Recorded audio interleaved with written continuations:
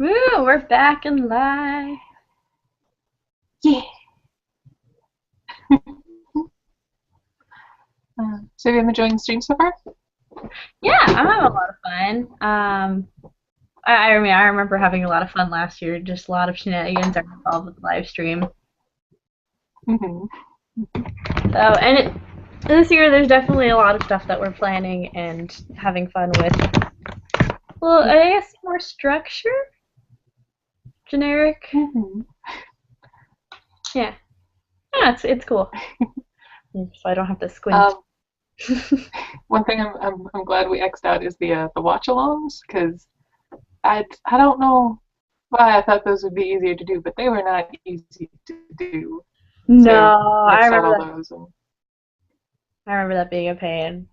But they were fun to watch. It's just I can't imagine because the final problem, her I assume it's a her. I always feel bad. Um, she has a Wednesday watch along like every single week, and she runs this huge, well, not really huge stream oh, thing, but it's like the chat and everything like that. And just from our own personal experience, I have to wonder how she manages that every single time. right? Or I if she figured just, I know sometimes it's like everyone brings their own movie. I have a feeling it gets kind of easier, but it's always just hard when you have a watch along but you can't see the video. You have to kind of guess what everyone's. But like they're 3 or 4 minutes ahead of you, Or and they're like, behind. "Oh, that thing just happened." It's like I won't see it until a while ago. I'm just at that point now. Yeah. Hey, Hey, Tony! it's Jenny. Look at that, Jenny. My favorite thing whenever I see anything related to Joni on Google is the avatar that she has is the cutest thing. It It's really so is. darn cute. It's so adorable. I was looking at Google Plus earlier, and I was just adding everyone to a circle for the live stream things, and I saw Joni's and it's like, oh, she has like 9,000 views. It's like, oh, she's so cool. And then I look at mine, it's like I have 18,000. I don't. That doesn't make any sense at all. There has to be a mistake. That doesn't make sense at all. Oh, I didn't know that. I'm sorry, Joni. Yeah, Joni. It's a really good photo though. It's really cute.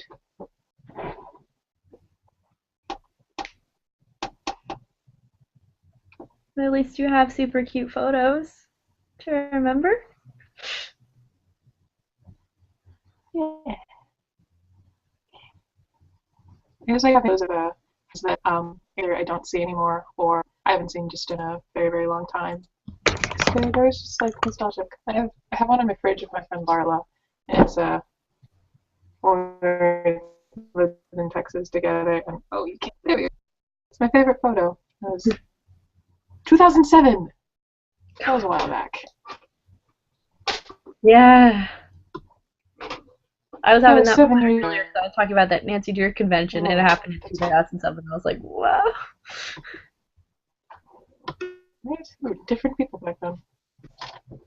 Sabrina. How's it, Sabrina-ing? Hello. You look Good. very Apparently comfy. the clock in my kitchen is 10 minutes slow. Who knew? It happens.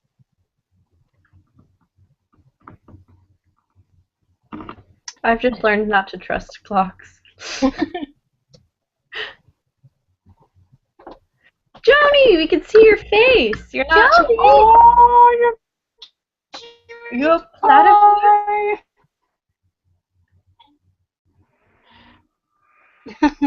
Adorable. platypus? Does the all-powerful Joni not want us to see her? Pretty hood. Ooh.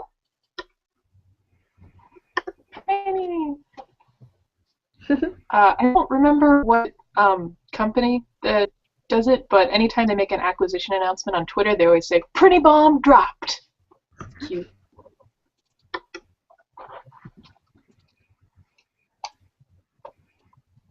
That's just how all clothing should be handled. Yes. Look at this really awesome pair of shoes I got. Pretty bad.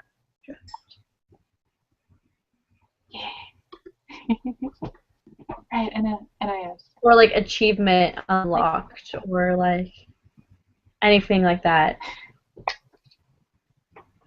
Sometimes if I ever do something stupid, my first reaction is always, achievement, get! Cannon fodder. That's hilarious.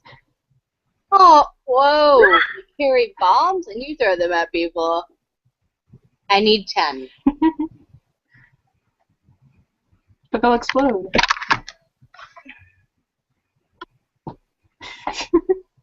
But then you won't have them anymore, they'll be gone.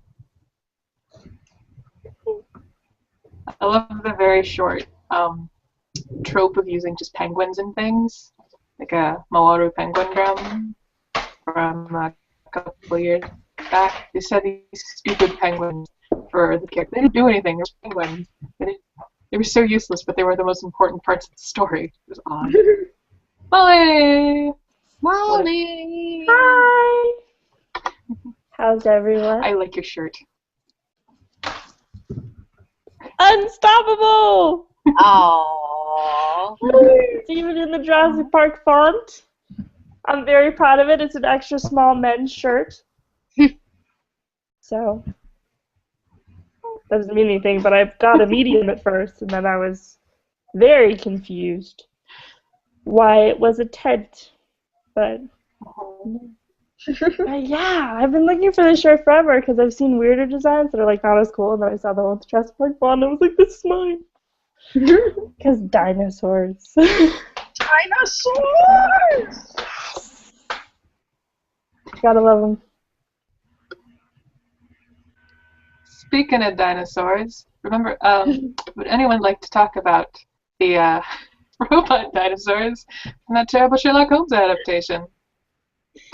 That was a damn good segue, by the way. Not to give you, but I was like, so guys, what about the actual subject we're supposed to talk about? Okay. I really want to see this, because the more I hear about it, the more infamous it sounds, and the more I'm just like, yes. And it is on Netflix. Is it? Yeah. I think I have to go add it to my queue now. Yeah. In kind of anticipation of last year's convention, I got like super excited, and I started searching Sherlock Holmes, and I watched everything that showed up in the search results. And then that showed up, and I was like, ooh, I don't know, man. And then it disappeared for a little while, and now it's back on Netflix. I'm like, I want to see it. I can't avoid it any longer. It's just, how? We should have a watch along, so everyone can see the majesty. Yeah. Of it. We can have a sleepover, and we could all watch it together and throw popcorn at the screen. Put a mustache on to see if the Yes, mustache drinking game. Sudden response. So yeah. Right. I think we have. I don't know. Who has a bigger apartment than mine? Nope. See Watson's mustache. Mustache. Nice. Or yeah. Yeah, I'm pretty sure the mustache lines up. Sorry. Whenever you see Watson's mustache, I'm pretty sure you would drink yourself dead. Or you could just play like 2 shots if the fake mustache and his real mustache line up. Like that'll be the majesty, the majestic moment.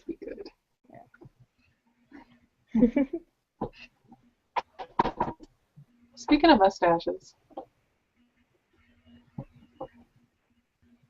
Oh, no, crap. There is this little add-on for drawing app streams where you can have that in you can have like hats and mustaches on you. Playing around with it earlier.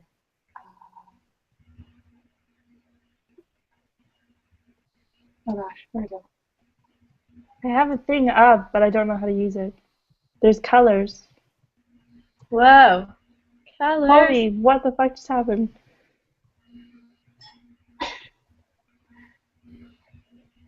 Whoa. Oh, there it is. I found it. I'm following you. How do I stop this? There we go.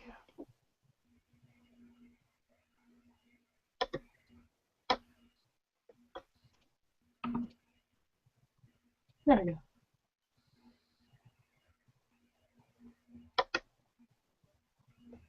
Come on, give me facial hair. I want it on my stupid nose. Facial hair? Oh my god. I wear facial hair. Crash, never mind. Do you put it on yourself or on other people? I don't know. What? Oh, there we go. Wait a sec. I'm sorry. Oh Lord.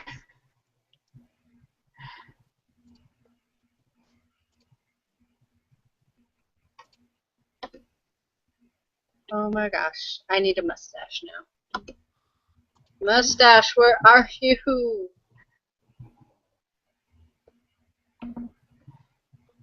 Can I draw on me? No. Speaking of mustaches, so the mustache in John Watson at Sherlock Holmes adaptations. John Watson, the thing that usually shows up on most actors and most things that he's in. By far, top 2 mustaches in Sherlock Holmes adaptations. Granada Holmes and Jude Law's. Jude Law Yeah. has a pretty epic That's mustache. Granada Holmes, definitely. Why not, Joni? Why not?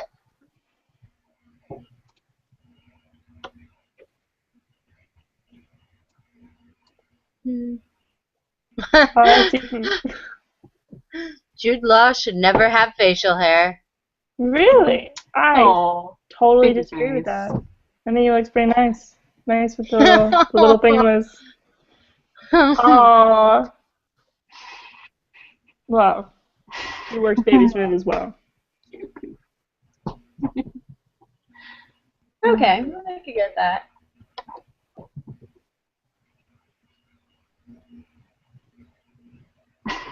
I've never seen one. What is it? Is it like Oscar Wilde? Naked Jude Law. You What? got me hooked. Is this on Netflix?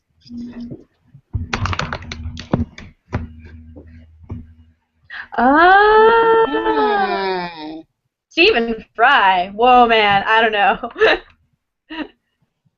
It's good then? Okay. I'll take you up on that. I don't know if I could.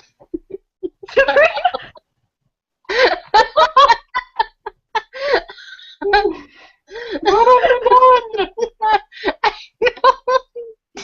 I don't know. Oh, here we go. Oh, thank God. But I still, I still have the mustache. I think it looks dashing on me. It's gonna dash right off your face.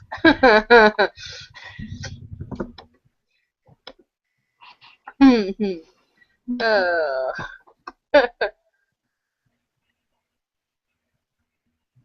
uh, This is a totally random Google Hangout question, but how do you make it so it will show whoever's talking and not just yourself? yeah. Like the picture that you have the little box around again. Found that out earlier.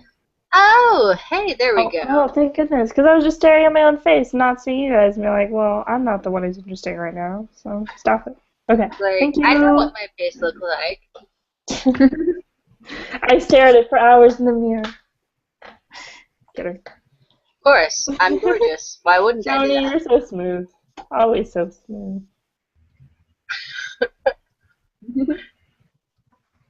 I can just hear it in your voice too. Sometimes they fall down and make hilarious noises if you've all seen that, like 3-second video. Yeah, penguins can be pretty derpy. Slide through the wall.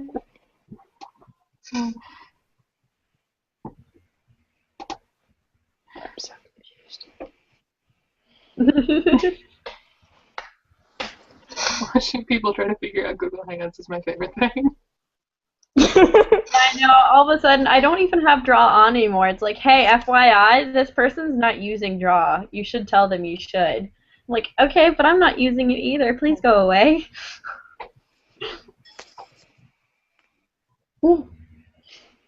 Story before bedtime? What's that? What?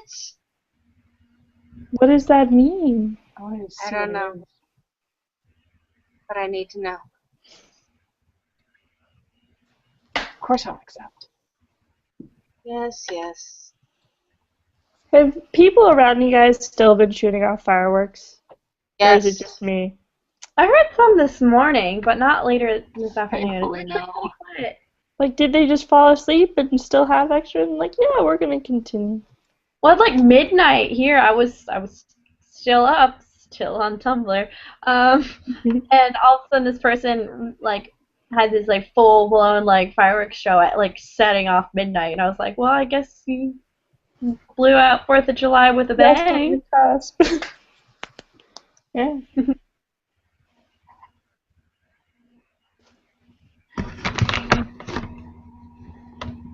Joni, this was He had to work hilarious. the closing shift instead of the day. And he just complained like, all my friends are drunk right now. Like they're just gonna be hungover by the time. Like these are your concerns today. Your friends are drunk. These are your concerns. Oh my god, this is adorable. Kid, look. This is adorable. What is happening that I'm not a part of? Joni opened an app, a story before bedtime for Hangout, I'll go with you. and it's adorable. Boy. Aw, he shoved Teddy in the water. Oh look, he tripped. Hornswoggled. What? What about Molly? Apparently they're watching a storybook right now. We're just We're- like not invited. No, You're I'm totally not. Barbara, hi. Well, use all the apps right now. This is ridiculous. The best thing is that if anyone watching this YouTube video right now? Because they'll have no clue. What's going on. Yeah. It's like the watch-alongs last year. We're all Nobody knew what was going on. Hmm.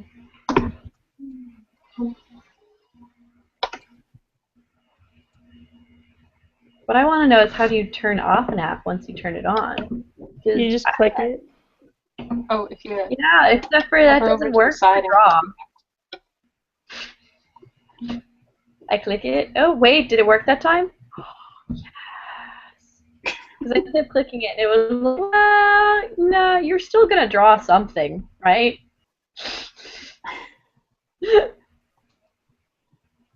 Nope. We've moved past that Google Hangouts. Get with the game.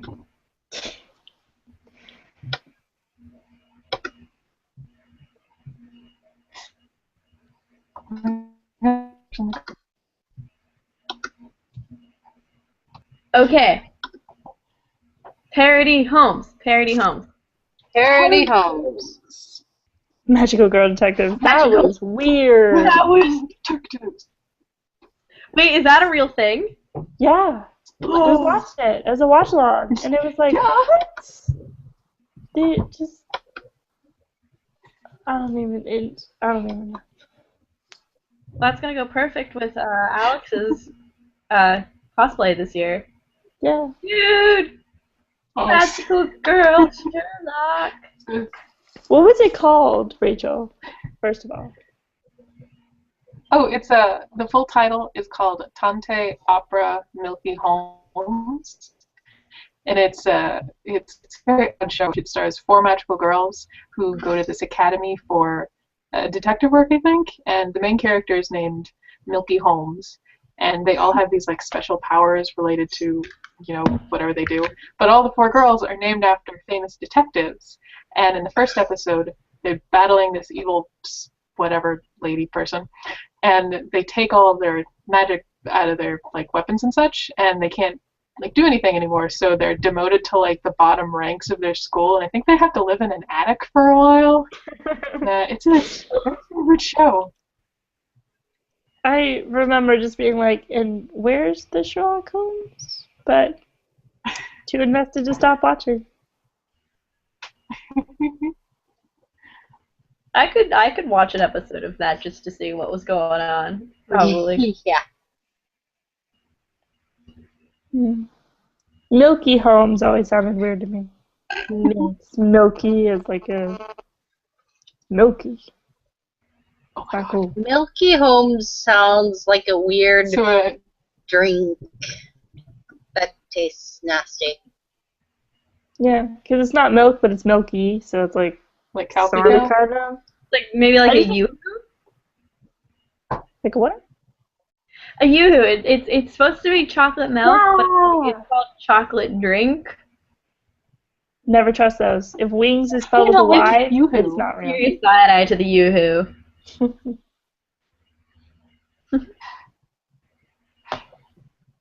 There's actually it's a Japanese drink called in the States it's called Calpico, and but the original title of it is actually called Calpis, Calpis, Hmm.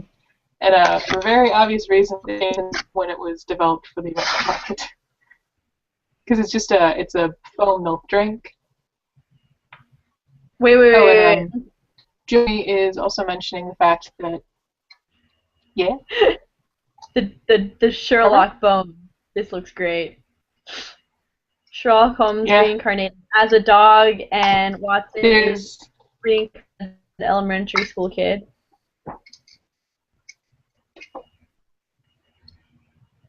Well, then Watson would continue to pick up after Sherlock, but in a different form. If he was irresponsible. It's not bad,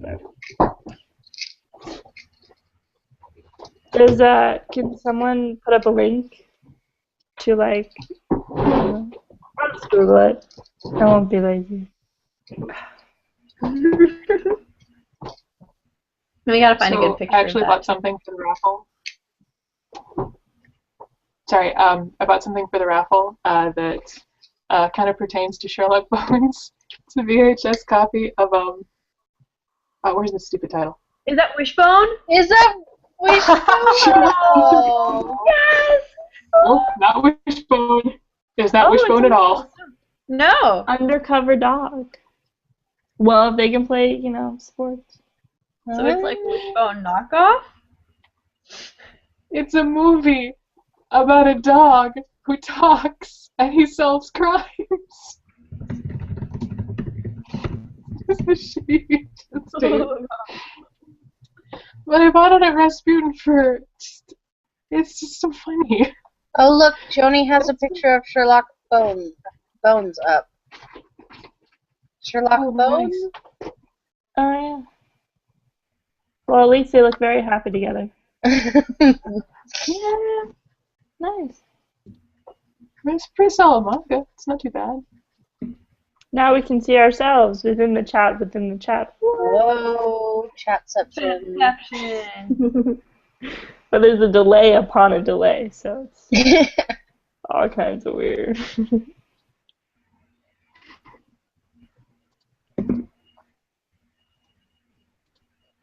Wait. Okay.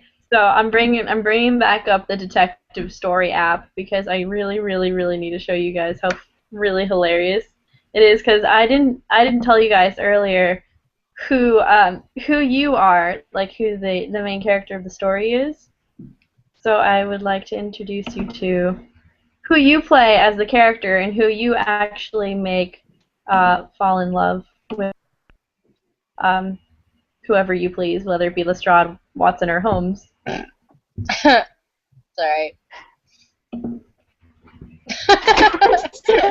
Tony.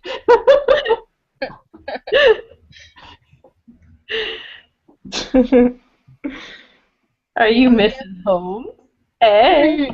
You play She's Mrs. Hudson. Hudson. Yeah, you're Mrs. Hudson. Oh my god, no. Oh. You play young Mrs. Hudson, all alone in the world.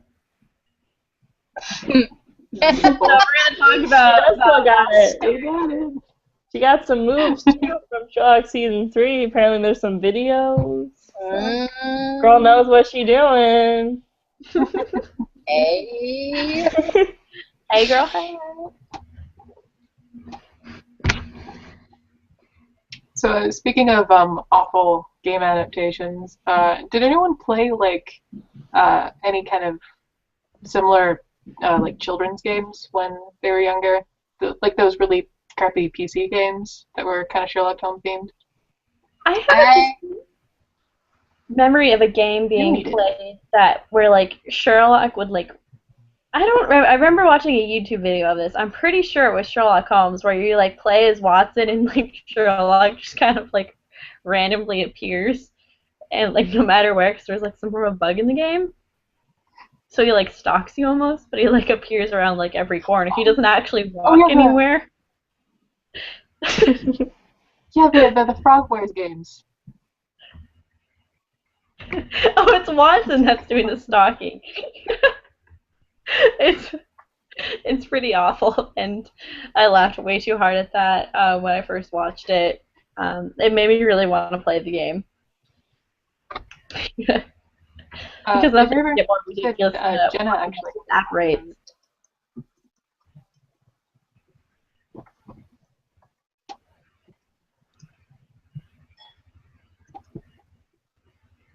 Are we gonna watch a video, Johnny? Yeah, use app. Continue. Oh, this is gonna get complicated. Yes, it's okay. We're gonna get through this together, somehow. We got this. Yes, it's okay.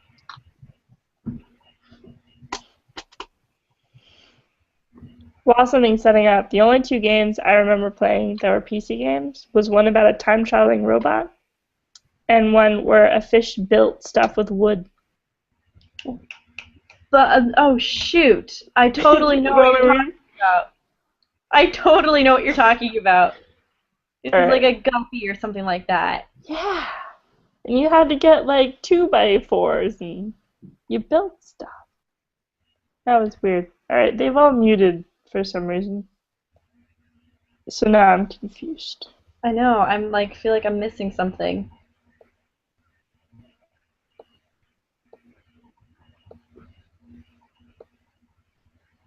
Oh, they're watching. just love ads. How? Have the app open. The app won't work for me. Yeah. It's denying my account because it doesn't like me. It said I was fine. Well, keep continuing and accept. Oh, now it's working. Well.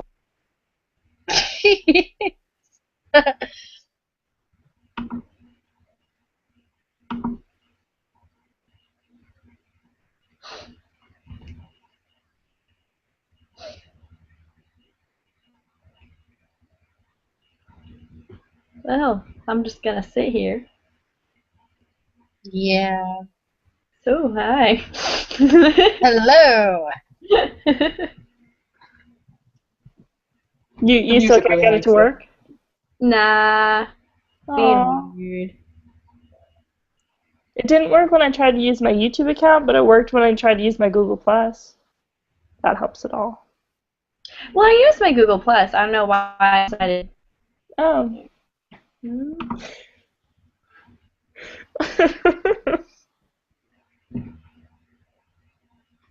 That is hilarious.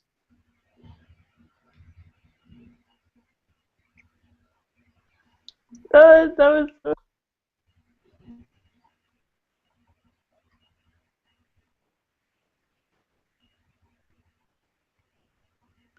Oh God, this one.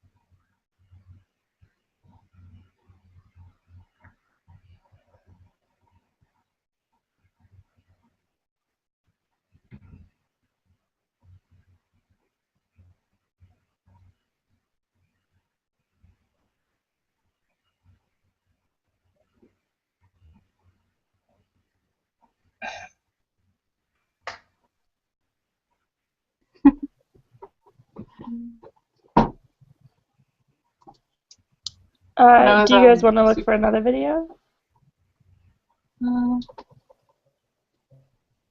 Have you guys seen the one where I don't actually remember what it's called, but it's the one where whoever's playing Sherlock starts to deduce too many things and he can't see because there's white writing Oh, everywhere. yeah, That one.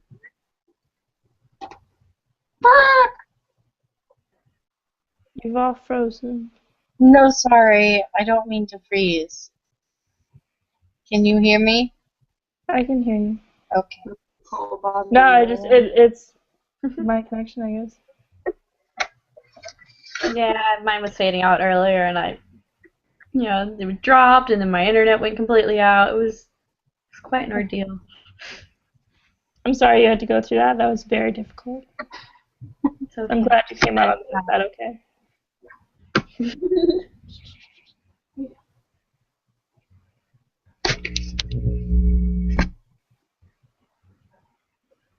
So, parodies. Parodies.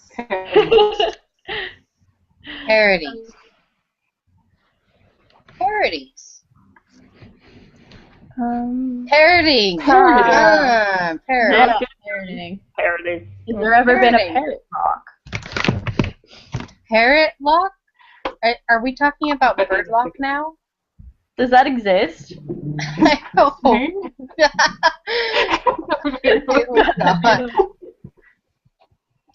mean, there's a dating sim with birds. It's got to be something with Sherlock and birds. No.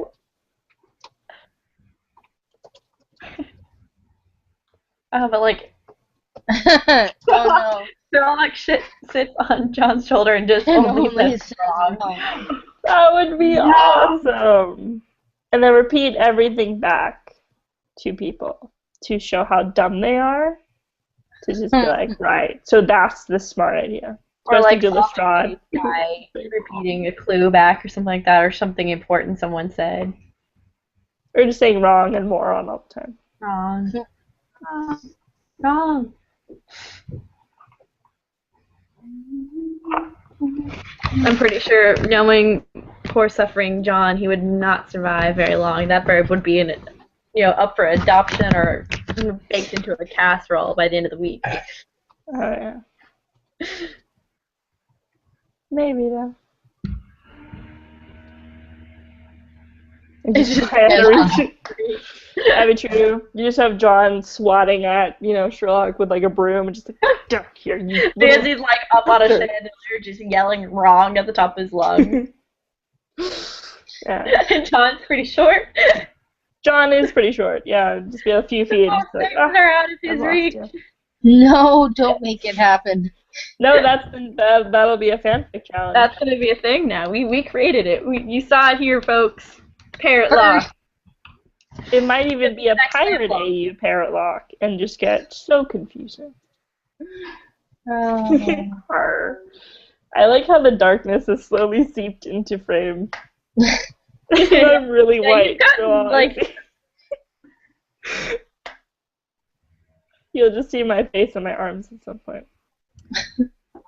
Or I can get up and turn on a light, but the effort. What? Turn on a light? Are you kidding? Yeah, no. Darkness, hello, my old friend.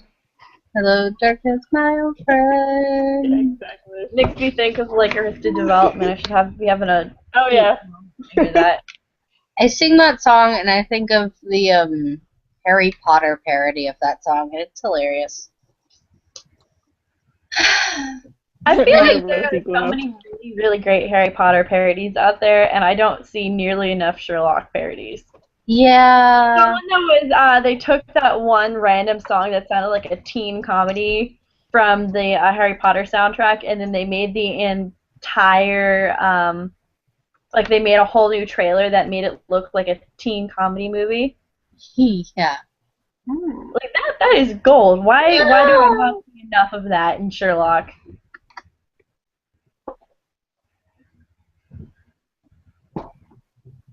There's one where Sherlock is always wrong. Joni, pray tell more. Yeah, I don't know what that one is. Alright. Well, for the other thing that Sherlock, which is Rachel, right? Is Sherlock on? Mm-hmm. Oh, yeah, that's me. But the Twitter, it's I can hear Robert Downey Jr.'s fake British accent in my head when I read the account. Because he did talk. I realize now he talked in like clipped sentences. He'd say it like really quickly instead of like Raman. It'd be like, but this is the thing, then this. Yeah. Yeah, I go back and forth about Robert Downey Jr.'s Sherlock, but I really, really love Jude Law's Watson. Bless his soul. He was a great Watson. It was an interesting take. I did kind of like it, but I mean the scene where everything slowed down and he compartmentalized the fighting, I mean that was awesome. Because you got to like see in real time how quickly Sherlock would think. Yeah. So that was kind of cool. But it was a little, But oh well. Yeah, now you can just see my hair slightly. Yeah. You are fading. Like you, Marty. Something's gonna come up behind me, and you guys are all gonna scream. Oh God. I'll turn on the light soon. Eventually.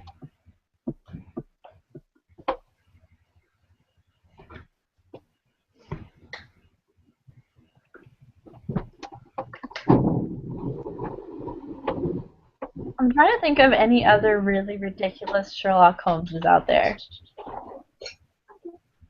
Yeah. What you're saying about videos, I'm trying to think of like, people just do parodies of all kinds of stuff, like Harry Potter. But I can't think of any Sherlock Holmes ones. Wait, okay. There was one that I saw that was kind of funny. It was kind of like not really edited very well, but it was Sherlock AU where Sherlock plays the violin awfully, and then like they replaced the sound of him playing the violin with like really awful like violin noises, like someone was like smashing a violin pretty much. And then everyone was like, "Yay, good job, Sherlock." They did that with Hannibal. What if Hannibal played all the instruments terribly instead of being all suave? Yeah, that actually sounds pretty funny. I think the funniest one I saw of the Hannibal thing was, what if Hannibal Lecter listened to K-pop instead of classical music? I'll have to find that one. That sounds hilarious. And I just Serious said, face. yes, like Will Graham was sitting next to him, and then just like K-pop is in the background with some. I think it was who was it? It was one of the girl groups, and they were just singing it brightly in the background, and I'm just like, Perfect. I will never be able to look at the scene ever again. Because K-pop. Yeah.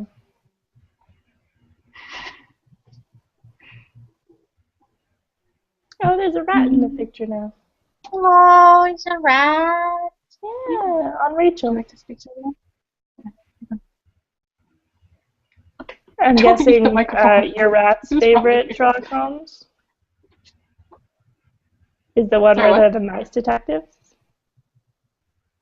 Oh, the Great Mass Detective. Yeah, Right. so that's Back the to rat's favorite one. Except for See, that. that's not an old version.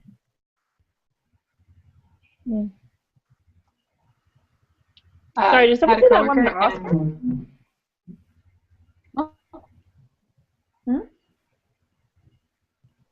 Hmm?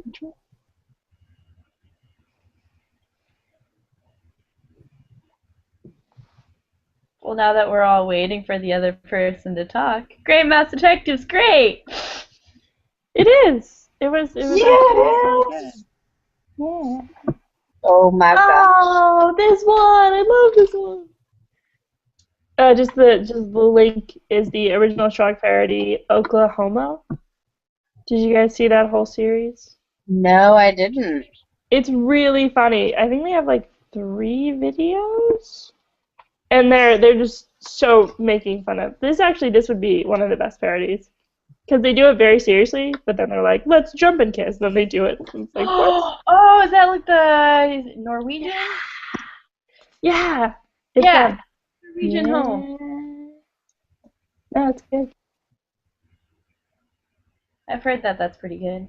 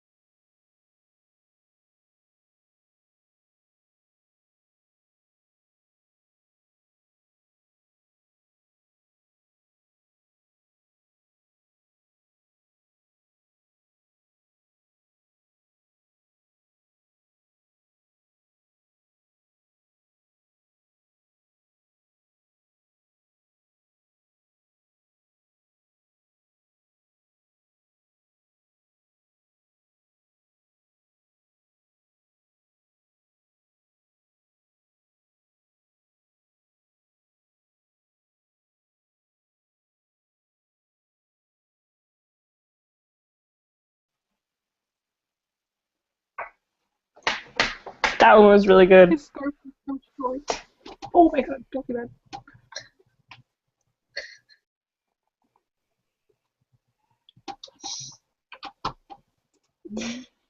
Boom! Boom, indeed.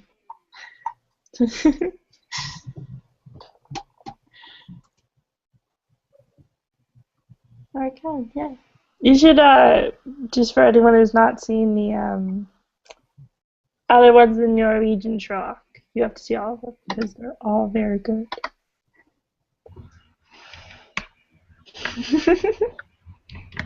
Well, that was really exciting.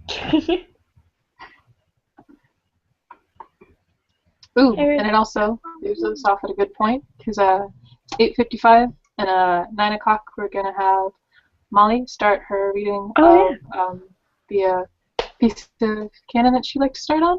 I guess I'll actually turn the light on. Oh. Okay. I mean, it is really good ambiance to have it off. Your shirt's starting to blend in. You're just kind of some arms and a neck right now. Dinosaur. Yeah, if I back up, I can slink into the night. Mwahaha. Alright. I have to get up into the night. Fuzzy bat. Oh. I like this.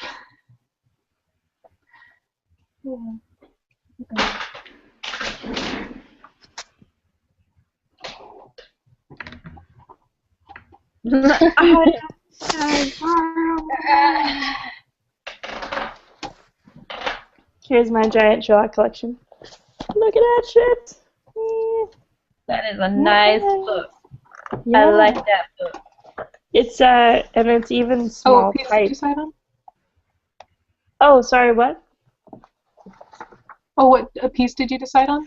So I decided on a story in The Return of Sherlock Holmes. It's called The Adventure of the Three Students. And at the very end, it's for a very particular reason that I will tell you guys. So, and it's a few pages. So this will be a little, but it's one of the shorter ones because some of them are like 20 pages. Not doing that. All right. So everyone, go ahead and mute yourselves and both your camera and your microphone, and we'll let Molly get started. Yay! Okay, let's do this. All right. Okay, so I just said this is a story by Sir Arthur Conan Doyle in the original Sherlock series. It is in the book The Return of Sherlock Holmes. It is called The Adventure of the Three Students. Okay.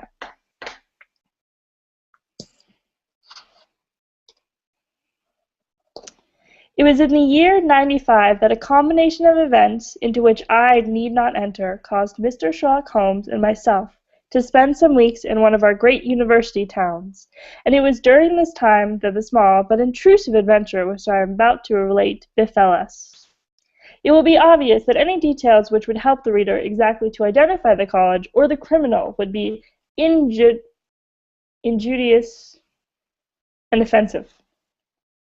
So painful a scandal may well be allowed to die out. With due discretion, the incident itself may, however, be described, since it serves to illustrate some of those qualities for which my friend was remarkable. I will endeavor, in my statement, to avoid such terms as would serve to limit the events to any particular place or give a clue as to the people concerned.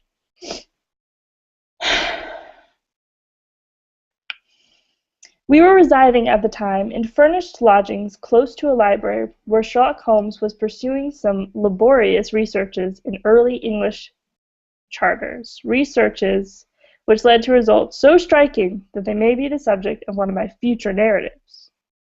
Here it was that one evening we received a visit from an acquaintance, Mr. Hilton Soames, tutor and lecturer at the College of St. Luke's. Mr. Soames was a tall, spare man of a nervous and excitable temperament. I had always known him to be restless in this manner, but on this particular occasion he was in such a state of uncontrollable agitation that it was clear something very unusual had occurred.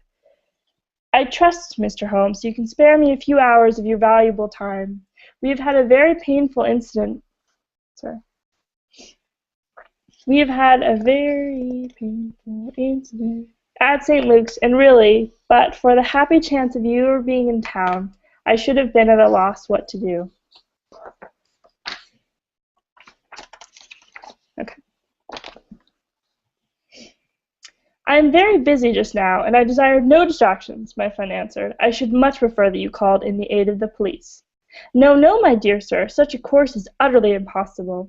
When once the law is evoked, it cannot be stayed again, and this is just one of those cases where, for the credit of the college, it is most essential to avoid scandal. Your discretion is as well known as your powers, and you are the one man in the world who can help me. I beg you, Mr. Holmes, to do what you can. My friend's temper had not improved since he had been deprived of the congenial surroundings of Baker Street. Without his scrapbooks, his chemicals, and his homely untidiness, he was an uncomfortable man. He shrugged his shoulders in ungracious acquiescence, while our visitor, in hurried words and with much excitable gesticulation, poured forth his story. I must explain to you, Mr. Holmes, that tomorrow is the first day of the examination for the Ford-Chess scholarship. I am one of the examiners. My subject is Greek, and the first of the papers consists of a large passage of Greek translation which the candidate has not seen. This passage is printed on the examination paper, and it would naturally be an immense advantage if the candidate could prepare it in advance. For this reason, great care is taken to keep the paper secret. Today, about 3 o'clock, the proofs of this paper arrived from the printers. The exercise consists of half a chapter of Thucydides. I had to read it over carefully, as the text must be absolutely correct. At 4:30 my task was not yet completed. I had, however, promised to take tea in a friend's room, so I left the proof upon my desk. I was absent rather more than an hour. You are aware, Mr. Holmes, that our college doors are double, a green baize one within and a heavy oak one without. As I approached my outer door, I was amazed to see a key in it. For an instant I imagined that I left my own there, but on feeling in my pocket I found that it was all right. The only duplicate which existed, so far as I knew, was that which belonged to my servant, Bannister, a man who has looked after my room for 10 years, and whose honesty is absolutely above suspicion. I found that the key was indeed his, and that he entered my room to know if I wanted tea, and that he had very carelessly left the key in the door when he came out. His visit to my room must have been within a very few minutes of my leaving it. His forgetfulness about the key would have mattered little upon any other occasion, but on this day it has produced the most deplorable consequences. The moment I looked at my table, I was aware that someone had rummaged among my papers. The proof was in 3 long slips. I had left them all together. Now I found that one was lying on the floor, one was on the side table near the window, and the third was where I had left it. Holmes stirred for the first time. "The first page on the floor, the second in the window, the third where you left it," said he. "He's a parrot." Exactly, Mr. Holmes. You amaze me. How could you possibly know that?" "Pray, continue your very interesting statement." For an instant I imagined that Bannister had taken the unpardonable liberty of examining my papers. He denied it, however, with the utmost earnestness, and I am convinced that he was speaking the truth.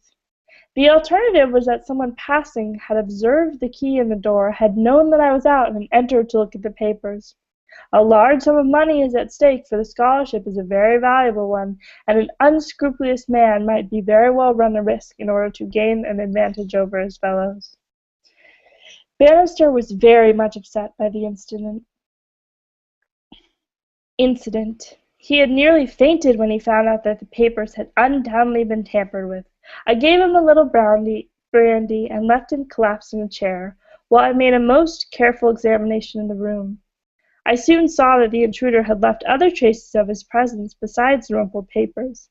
On the table in the window were several shreds of a pencil which had been sharpened. A broken tip of lead was lying there also. Evidently the rascal had copied the paper in a great hurry, had broken his pencil, and had been compelled to put a fresh point to it. "Excellent," said Holmes, who was recovering his good humor as his attention became more engrossed by the case. "Fortune has been your friend." This was not all. I have a new writing table with a fine surface of red leather. I am prepared to swear, and so is Bannister, that it was smooth and unstained. Now I found a clean cut in it about 3 inches long, not a mere scratch, but a positive cut. Not only this, but on the table I found a small ball of black dough or clay, with specks of something which looked like sawdust in it. I am convinced that these marks were left by the man who rifled the papers. There were no footmarks and no other evidence as to his identity. I was at my wits' end, when suddenly the happy thought occurred to me that you were in the town, and I came straight round to put matters into your hands. Do help me, Mr. Holmes. You see my dilemma.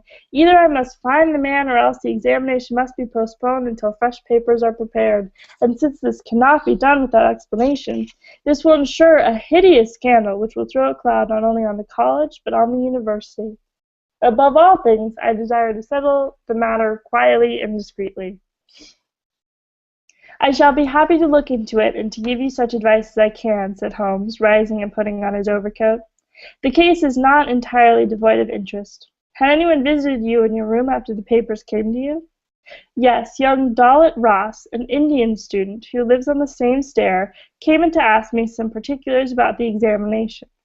For which he was entered? Yes. And the papers were on your table? To the best of my belief, they were rolled up. But might he be recognized as proofs? Possibly. No one else in your room? No. Did anyone know that these proofs would be there? No one save the printer. Did this man Bannister know? No, certainly not. No one knew. Where is Bannister now? He was very ill, poor fellow. I left him collapsed in the chair. I was in such a hurry to come to you. You left your door open? I locked up the papers first. Then it amounts to this, Mr. Soames, that, unless the Indian student recognized the roll as being proofs, the man who tampered with them came upon them accidentally without knowing that they were there. So it seems to me. Holmes gave an enigmatic smile. Well, said he, let us go around. Not one of our cases, Watson. Mental, not physical. All right, come if you want to. Now, Mr. Soames, at your disposal. The sitting room of our client opened by a long, low latticed window onto the ancient lichen-tinted court of the old college. A Gothic arched door led to a worn stone staircase. On the ground floor was the tutor's room. Above were 3 students, one on each story. It was already twilight when we reached the scene of our problem. Holmes halted and looked earnestly at the window. Then he approached it, and, standing on tiptoe with his neck craned, he looked into the room. He must have entered through the door. There is no opening except that one pane, said our learned guide. Dear me, said Holmes, and he smiled in a singular way as he glanced at our companion. Well, if there's nothing to be learned here, we had best go inside. The lecturer unlocked the outer door and ushered us into his room. We stood at the entrance while Holmes made an examination of the carpet. I am afraid there are no signs here, said he. One could hardly hope for any upon so dry a day. Your servant seems to have quite recovered. You left him in a chair, you say. Which chair? By the window there. I see, near this little table. You can come in now. I have finished with the carpet. Let us take the little table first. Of course, what has happened is very clear. The man entered and took the papers, sheet by sheet, from the central table. He carried them over to the window table because from there he could see if you came across the courtyard, and so could effect an escape. As a matter of fact, he could not, for Soames, said Holmes, for I entered by the side door. Ah, that's good. Well, anyhow, that was in his mind. Let me see the 3 strips. No finger impressions. No. Well, he carried over this first one and he copied it. How long would it take him to do that, using every possible contraction? A quarter of an hour, not less. Then he tossed it down and seized the next. He was in the midst of that when your return caused him to make a very hurried retreat. Very hurried, since he had not time to replace the papers, which would tell you that he had been there. You were not aware of any hurrying feet on the stairs as you entered the outer door? No, I can't say I was. Well, he wrote so furiously that he broke his pencil and had, as you observed, to sharpen it again. This is of interest, Watson. The pencil was not an ordinary one. It was above the usual size, with a soft lead.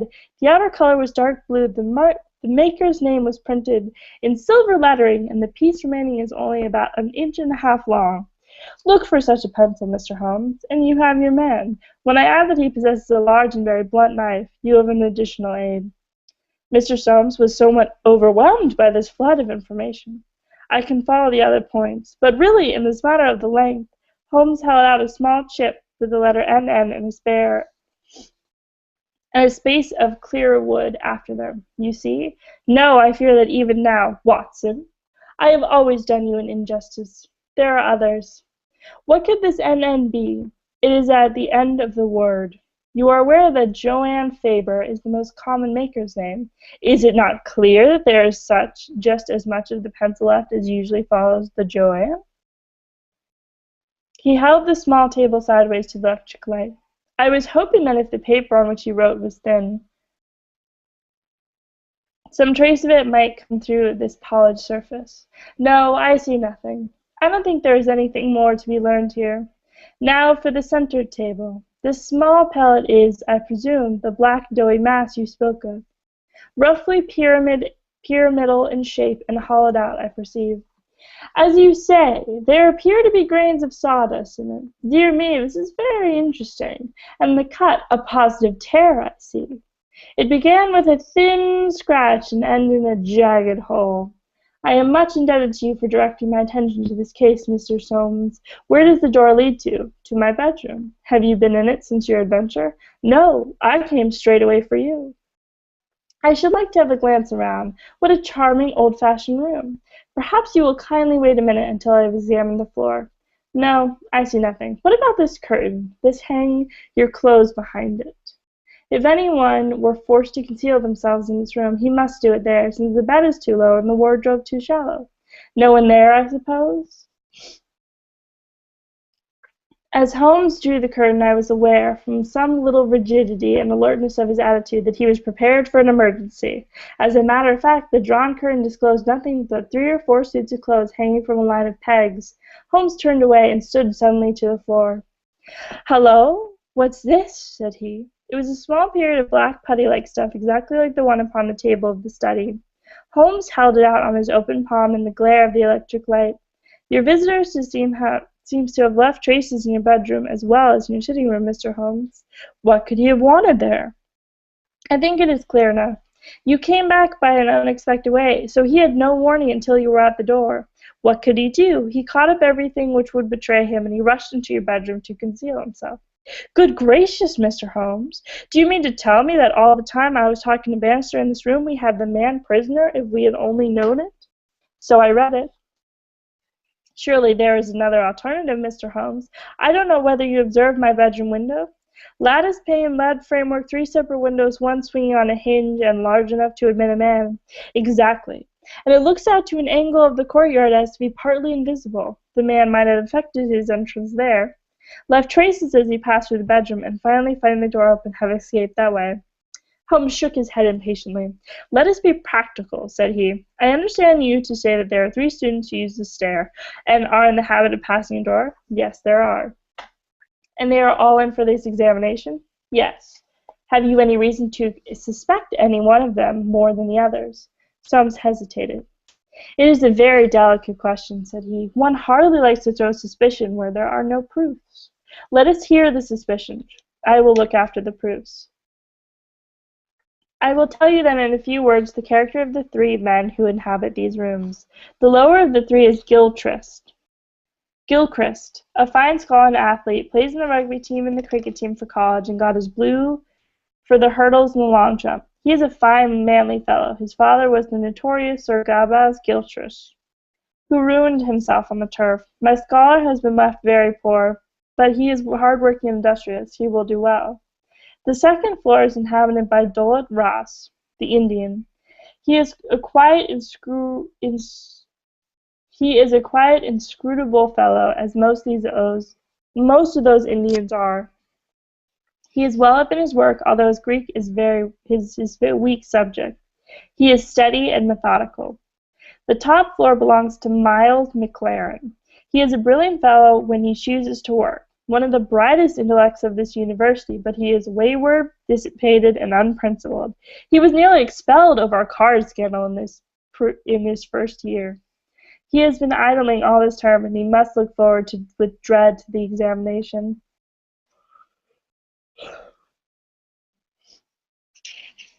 Then is it he whom you suspect?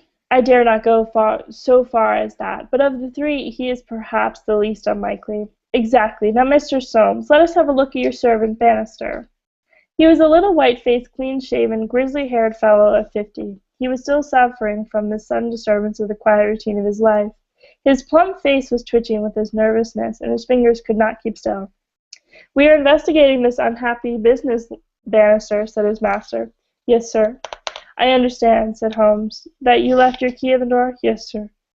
"Was it not very extraordinary that you should do this on the very day when there were these papers inside?" "It was most unfortunate, sir, but I have occasionally done the same thing at other times."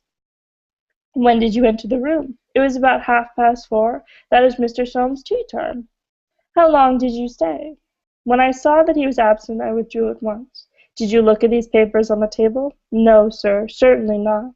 "How came you to leave the key in the door?" "I had the tea tray in hand. I thought I would come back for the key. Then I forgot." "Had the outer door a spring lock?" "No, sir." "Then it was open all the time?" "Yes, sir." "Anyone in the room could get out?" "Yes, sir." "When Mr. Soames returned and called for you, you were very much disturbed?" "Yes, sir. Such a thing that has never happened during the many years that I have been there. I nearly fainted, sir." "So I understand. Where were you when you began to feel bad?" "Where was I, sir? Why, here, near the door." "That is singular, because you sat down in the chair over yonder near the corner. Why did you pass these other chairs?" "I don't know, sir. It didn't matter to me where I sat." "I really don't think he knew much about it, Mr. Holmes. He was looking very bad, quite ghastly." "You stayed here when your master left?" "Only for a minute or so. Then I locked the door and went to my room." "Whom do you suspect?" "Oh, I would not venture to say, sir. I don't believe there is any gentleman in this university who is capable of profiting by such an accident. No, sir, I'll not believe it." "Thank you, that will do," said Holmes. "Oh, one more word. You have not mentioned to any of the three gentlemen who you attend that anything is missed?" "No, sir, not a word." "You haven't seen any of them?" "No, sir." "Very good. Now, Mr. Soames, we will take a walk in the quadrangle, if you please." Three yellow squares of light shone above us in the gathering gloom. "Your three birds are all in their nests," said Holmes, looking up. "Hello, what's that? One of them seems restless enough." It was the Indian, whose dark silhouette appeared suddenly upon his blind. He was pacing swiftly up and down his room. "I should like to have a peep at each of them," said Holmes. "Is it possible?" "No difficulty in the world," Soames answered. "This set of rooms is quite the oldest in the college, and it is not unusual for visitors to go over them. Come along, and I will personally conduct you." "No names, please," said Holmes, as we knocked on the Gilchrist door. A tall, flaxen-haired, slim young fellow opened it, and made us welcome when he understood our errand. There were some really curious pieces of medieval domestic architecture within. Holmes was so charmed with one of them that he insisted on drawing it in his notebook, broke his pencil, had to borrow one from our host, and finally borrowed a knife to sharpen his own. The same curious accident happened to him in the rooms of the Indian, a silent, little, hook-nosed fellow who eyed us askance, and was obviously glad when Holmes' architectural studies had come to an end. I could not see that in either case Holmes had come upon the clue for which he was searching. Only at the third did our visit prove abortive. The outer door would not open to our knock, and nothing more substantial than a torrent of bad language coming from behind it. "I don't care who you are, you can go to blazes!" roared the angry voice. "Tomorrow's the exam, and I won't be drawn by anyone." "A rude fellow," said our guide, flushing with anger as we withdrew down the stairs. Of course he did not realize that it was I who was knocking, but none the less his conduct was very uncourteous, and indeed, under the circumstances, rather suspicious. Holmes' response was a curious one. "Can you tell me his exact height?" he asked. "Really, Mr. Holmes, I cannot undertake to say. He is taller than the Indian, not so tall as Gilchrist. I suppose 5'6" would be about it." "That is very important," said Holmes. "And now, Mr. Soames, I wish you good night." Our guide cried aloud in astonishment and dismay. "Good gracious, Mr. Holmes, you are surely not going to leave me in this abrupt fashion. You don't seem to realize the position. Tomorrow is the examination. I must take some definite action tonight. I cannot allow the examination to be held if one of the papers has been tampered with. The situation must be faced." You must leave it as it is. I shall drop round early tomorrow morning and chat the matter over. It is possible that I may be in a position then to indicate some course of action. Meanwhile, you change nothing. Nothing at all. Very good, Mr. Holmes. You can be perfectly easy in your mind. We shall certainly find some way out of your difficulties. I will take the black clay with me, also the pencil cuttings. Goodbye. When we were out in the darkness of the quadrangle, we again looked up at the windows. The Indian still paced his rooms. The others were invisible. Well, Watson, what do you think of it? Holmes asked as we came out in the main street. Quite a little parlor game, sort of three-card trick, is it not? There are your three men. It must be one of them. You take your choice. Which is yours? The foul-mouthed fellow at the top. He is the one with the worst record. And yet that Indian is a sly fellow as well. Why would he be pacing the room all the time? There is nothing in that. Many men do it when they are trying to learn anything by heart. He looked at us in a queer way. So would you if a flock of strangers came in on you when you were preparing for an examination next day and every moment was of value? No, I see nothing in that. Pencils, too, and knives, all satisfactory. But the fellow does puzzle me. Who? Why, Bannister, the servant. Why, what's his game in the matter? He's impressed me as being a perfectly honest man. So he did me. That's the puzzling part. Why should a perfectly honest man? Well, here's a large stationer's. We shall begin our researches here. There were only 4 stationers of any consequences in this town. Each home produces pencil chips and bid high for a duplicate. All were agreed that one could be ordered, but that it was not a usual size of pencil and that it was some kept in stock. My friend did not appear to be depressed by his failure, but shrugged his shoulders in half-humorous resignation. No good, my dear Watson. This, the best and only final clue, has run to nothing. But indeed, I have little doubt that we can build up a sufficient case without it. By Jove, my dear fellow, it is nearly 9, and the landlady babbled of green peas at 7:30. What with your eternal tobacco, Watson, and your irregularity at meals, I expect that you will get notice to quit, and that I shall share your downfall, not, however, before we have solved the problem of the nervous tutor, the careless servant, and the 3 enterprising students. Holmes made no further allusion to the matter that day, though he sat lost in thought for a long time after our belated dinner. At 8 in the morning he came into my room just as I finished my toilet. Well, Watson, said he, it is time we went down to St. Luke's. Can you do without breakfast? Certainly. Soames will be in a dreadful fright until we are able to tell him something positive. Have you anything positive to tell him? I think so. You have formed a conclusion. Yes, my dear Watson, I have solved the mystery. But what fresh evidence could you have got? Aha! It is not for nothing that I have turned myself out of bed at the untimely hour of 6. I have put in 2 hours' hard work and covered at least 5 miles with something to show for it. Look at that! He held out his hand. On the palm were 3 little pyramids of black, doughy clay. Why, Holmes, you had only 2 yesterday, and 1 more this morning. It is a fair argument that wherever number 3 came from is also the source of numbers 1 and 2. Eh, Watson? Well, come along and put friend Soames out of his pain. The unfortunate tutor was certainly in a state of pitiable agitation when we found him in his chambers. In a few hours the examination would commence, and he was still in the dilemma between making the facts public and allowing the culprit to compete for the valuable scholarship. He would hardly stand still, so great was his mental agitation, and he ran towards home with 2 eager hands outstretched. Thank heaven that you have come. I feared that you had given it up in despair. What am I to do? Shall the examination proceed? Yes, let it proceed by all means. But this rascal, you shall not compete. You know him? I think so. If the matter is not to become public, we must give ourselves certain powers and resolve ourselves into small private court-martial. You there, if you please, Soames. Watson, you here. I'll take the armchair in the middle. I think that we are now sufficiently imposing to strike terror into a guilty beast. Kindly ring the bell. Bannister entered and shrank back in evident surprise and fear at our judicial appearance. You will kindly close the door, said Holmes. Now, Bannister, will you please tell us the truth about yesterday's incident? The man turned white to the roots of his hair. I have told you everything, sir.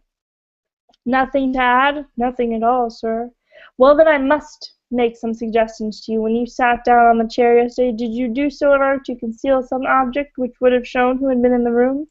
Bannister's face was ghastly. No, sir, certainly not. "It is only a suggestion," said Holmes suavely. "I frankly admit that I am unable to prove it, but it seems probable enough since the moment that Mr. Soames' back was turned, you released the man who was hiding in that bedroom." Bannister licked his dry lips. "There was no man, sir." "Ah, that's a pity, Bannister. Up to now you may have spoken the truth, but now I know that you have lied." The man's face set in sullen defiance. "There was no man, sir."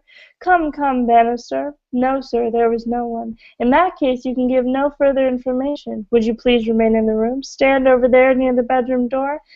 Now, Soames, I am going to ask you to have the great kindness to go up to the room of young Gilchrist, and to ask him to step down into yours." An instant later the tutor returned, bringing with him the student.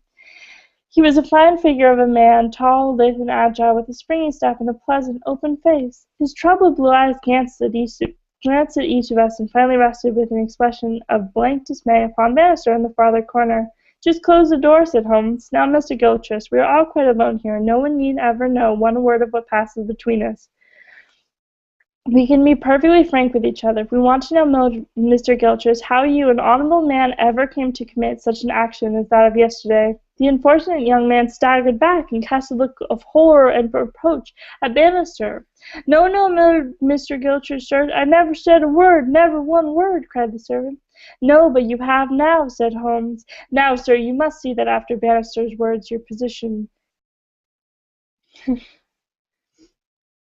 No, sir, you must see that after Bannister's words your position is hopeless, and your only chance lies in a frank confession." For a moment Gilchrist, with upraised hand, tried to control his writhing features. The next he had thrown himself on his knees beside the table, burying his face in his hands. He had burst into a storm of passionate sobbing. Come," said Holmes kindly. "It is human to err, and at least no one can accuse you of being a callous criminal. Perhaps it would be easier for you if I were to tell Mr. Soames what occurred, and you can check me where I am wrong. Shall I do so? Well, don't trouble to answer. Listen and see that I do you no injustice. From the moment, Mr. Soames, that you said to me that no one, not even Bannister, could have told that the papers were in your room, the case began to take a definite shape in my mind. The printer one could, of course, dismiss. He could examine the papers in his own office. The Indian I also thought nothing of. If the proofs were in a roll, he could not possibly know what they were. On the other hand, it seemed an unthinkable coincidence that a man should dare to enter the room, and that by chance on the very day the papers were on the table. I dismissed that. The man who entered knew the papers were there. How did he know? When I approached your room, I examined the window. You amused me by supposing that I was contemplating the possibility of someone having, in broad daylight, under the eyes of all the officers' room, forcing himself through it. Such an idea was absurd. I was measuring how tall a man would need to be in order to see, as he passed, what papers were on the central table. I am 6 feet high, and I could do it with an effort. No one less than that could have had a chance. Already, you see, I had a reason to think that if one of your 3 students was a man of unusual height, he was the most worth watching for. I entered, and I took you into my confidence as to the suggestions of the side table. Of the center table I could make nothing, until in your description of Gilchrist you mentioned that he was a long-distance jumper. Then the only thing came to me in an instant. I only needed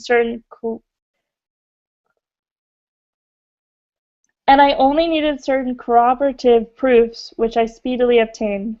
What happened with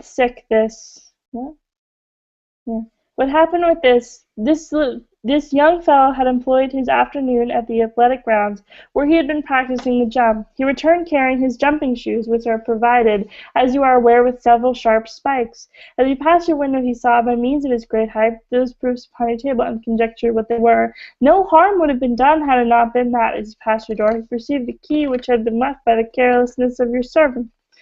A sudden impulse came over him to enter and see if they were indeed the proofs. It was not a dangerous exploit, for he could always pretend that he had simply looked in to ask a question.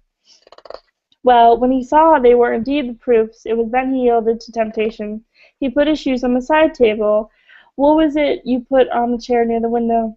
Gloves, said the young man. Holmes looked triumphantly at Bannister. He put his gloves on the chair, and he took the proofs, sheet by sheet, to copy them.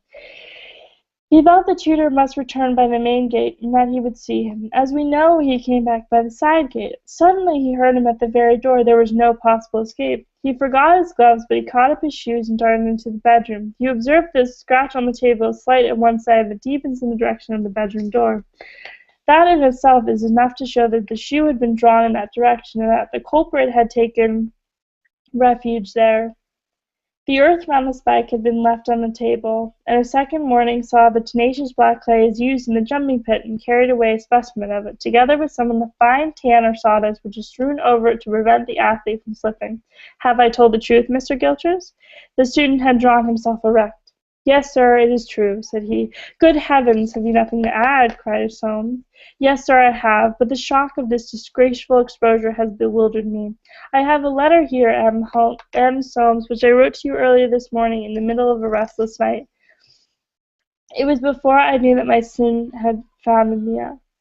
Here it is, sir. You will see that I have said I have determined not to go in for the examination. I have offered a commission in the Rhodesian police, and I am going out to South Africa at once. I am indeed pleased to hear that you did not intend to profit by your unfair advantage, said Soames. But why did you change your purpose? Gilchrist pointed to Bannister. This is the man who set me in the right path, said he. Come now, Bannister, said Holmes. It will be clear for you from what I have said that only you could have let this young man out. Since you were left in the room, it must have locked the door when you went out. As to escaping by that window, it was incredible. Can you not clear up the last point of the inventory and tell us the reasons of your action? It was simple enough, sir. If you only had known, but with all your cleverness, it was impossible that you could know. Time was,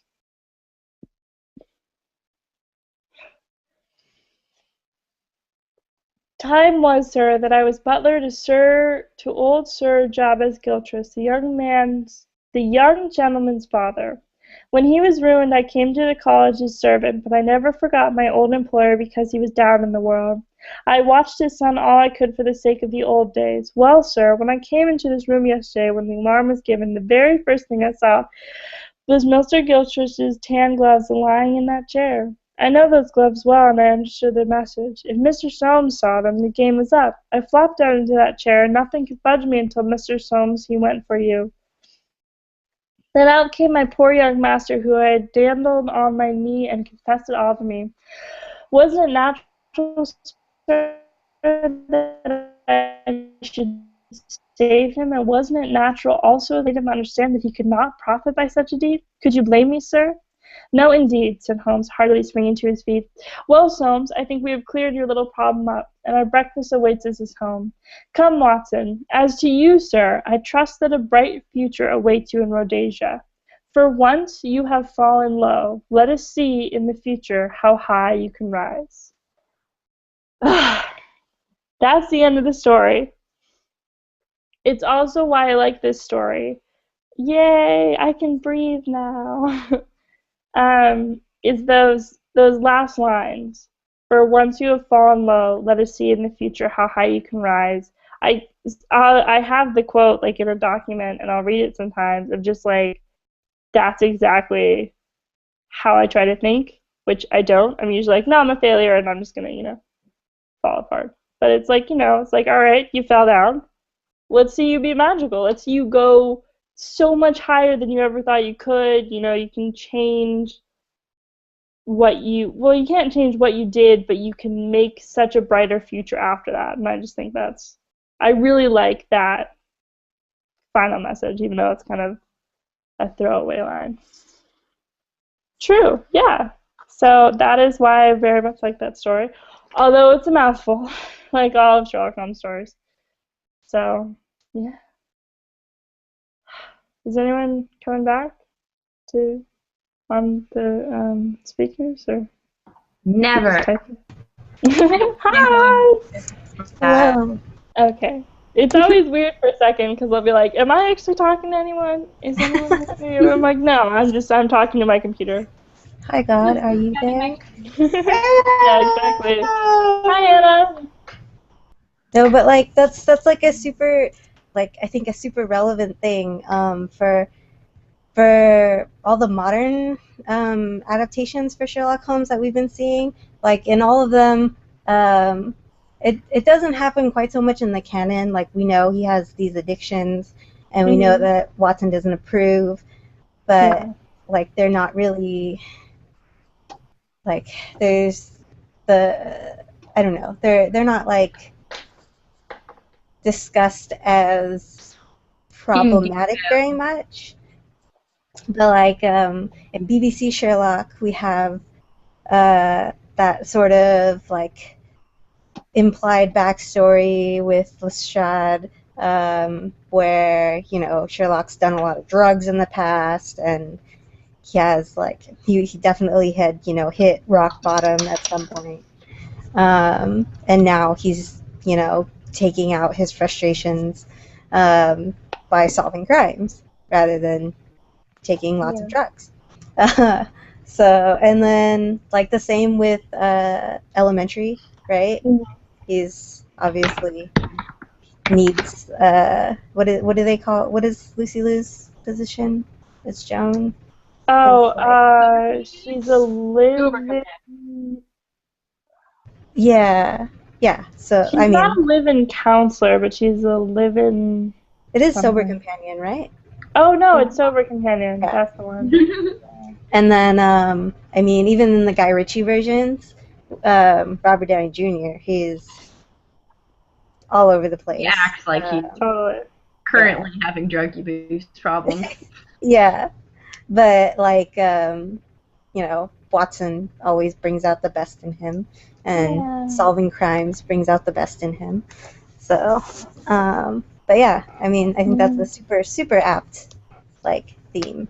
Yeah. Also, a lot of people who watch Sherlock might be students, so don't cheat, guys. It's not cool. I don't know. Stay at school. Yeah. I also this is for the Sherlock Watson relationship. It's amazing to me that Arthur Conan Doyle, like, I don't know, like, whatever his intentions were, like, if you read the stories, Watson just gives such love to Sherlock.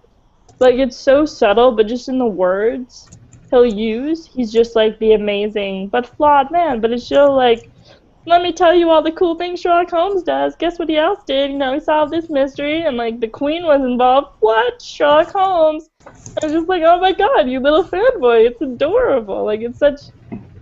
There's such a relationship there, even in the dense, more mystery-involved stories. And it's sweet. I like it. Yeah, the, fondness. Yeah, that's exactly the word. It's just this, like, very, very deep fondness that's very easily, people would turn to love. Which you could be.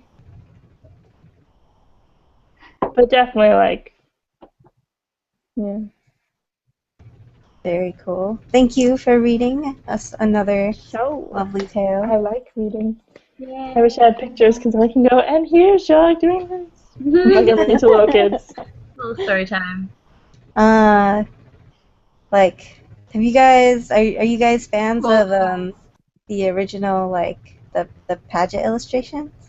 Is that Paget, right? Oh yeah, it's Paget, yeah.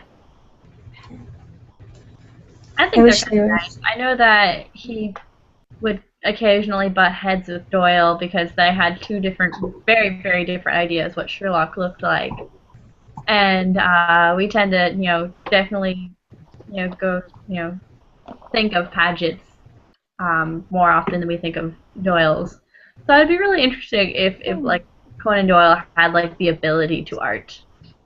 What would he canonically consider Sherlock to look like? Because he definitely has had loads of faces over the years, from like devilishly handsome to, a little bit more, that mysterious, sharp-faced kind of person. Yeah. Severe, I guess, would be the look. Poor Arthur Conan Doyle. He's like, oh yeah, I created this character. And they're like, oh, he looks like this, right? Nope. Oh, yeah, we're going to take that as a yes. Oh yeah, we want you to write more. He died? No, just bring him back. It's cool, right? I think the greatest irony of all, and I posted this on the Instagram page, was the fact that Arthur Conan Doyle, especially towards the end, really, really hated Sherlock Holmes, and then it was like that Sherlock was going to like overshadow Arthur in a great many ways. Yeah. And then he goes to Edinburgh, his hometown, and they have a monument to I guess, pay respects to Arthur Conan Doyle and the fact that he lived there, and the statues of Sherlock. The poor guy. Poor man. Yeah. Human in death. It's like sad, but I mean, we'd be so, you know, it's such an important story for like the history of literary history, and you know all the different universes that are involved, and this happening right now, because I probably wouldn't have met y'all. That would have been sad. What if we had met if Arthur Conan Doyle's famous series was it Lost World? The Lost World. Fangirling over Professor Challenger. Oh yeah, dinosaurs. Oh. Dinosaurs. Yeah, what do we think the cavemen looked like? They're so distressed. That could work too. Oh my god, that would be a great like parody day. Just Like, pretend that we're all like just- really into that series and like Yeah, so everyone dresses up as dinosaurs, or So like we're parodies of ourselves? yes, we're getting super it's meta. very meta. Yeah. Way too meta. Alright, we can do this. That'd be fun. Honestly, I just want an excuse to dress up as a dinosaur. You don't need an excuse. Just No, do you it. Oh, You could do robot dinosaur. Oh, That exists. get the little reacher grabbers. this is like, I forget. Yanto rides it, right? Or is that Moriarty? What? Don't ask me. I don't know. Never seen that. I know, because. Okay, yeah, I don't know. Okay, but if Yanto rides it, I definitely need to watch this. I I don't think. I might be the fact remembering that I have wrong. to call him Yanto to further understand what's going on. Yeah. The whole time I couldn't think of him as like Watson. It was just like Yanto. Oh, that's a weird thought. Like Jack and Yanto. Oh, Watson. Oh, Ooh, that's well, weird. Three continents Watson, and Jack is 5 billion universes Jack Harkness. The Oh, amount of okay. floating and fast would just cause the world to implode and re-explode.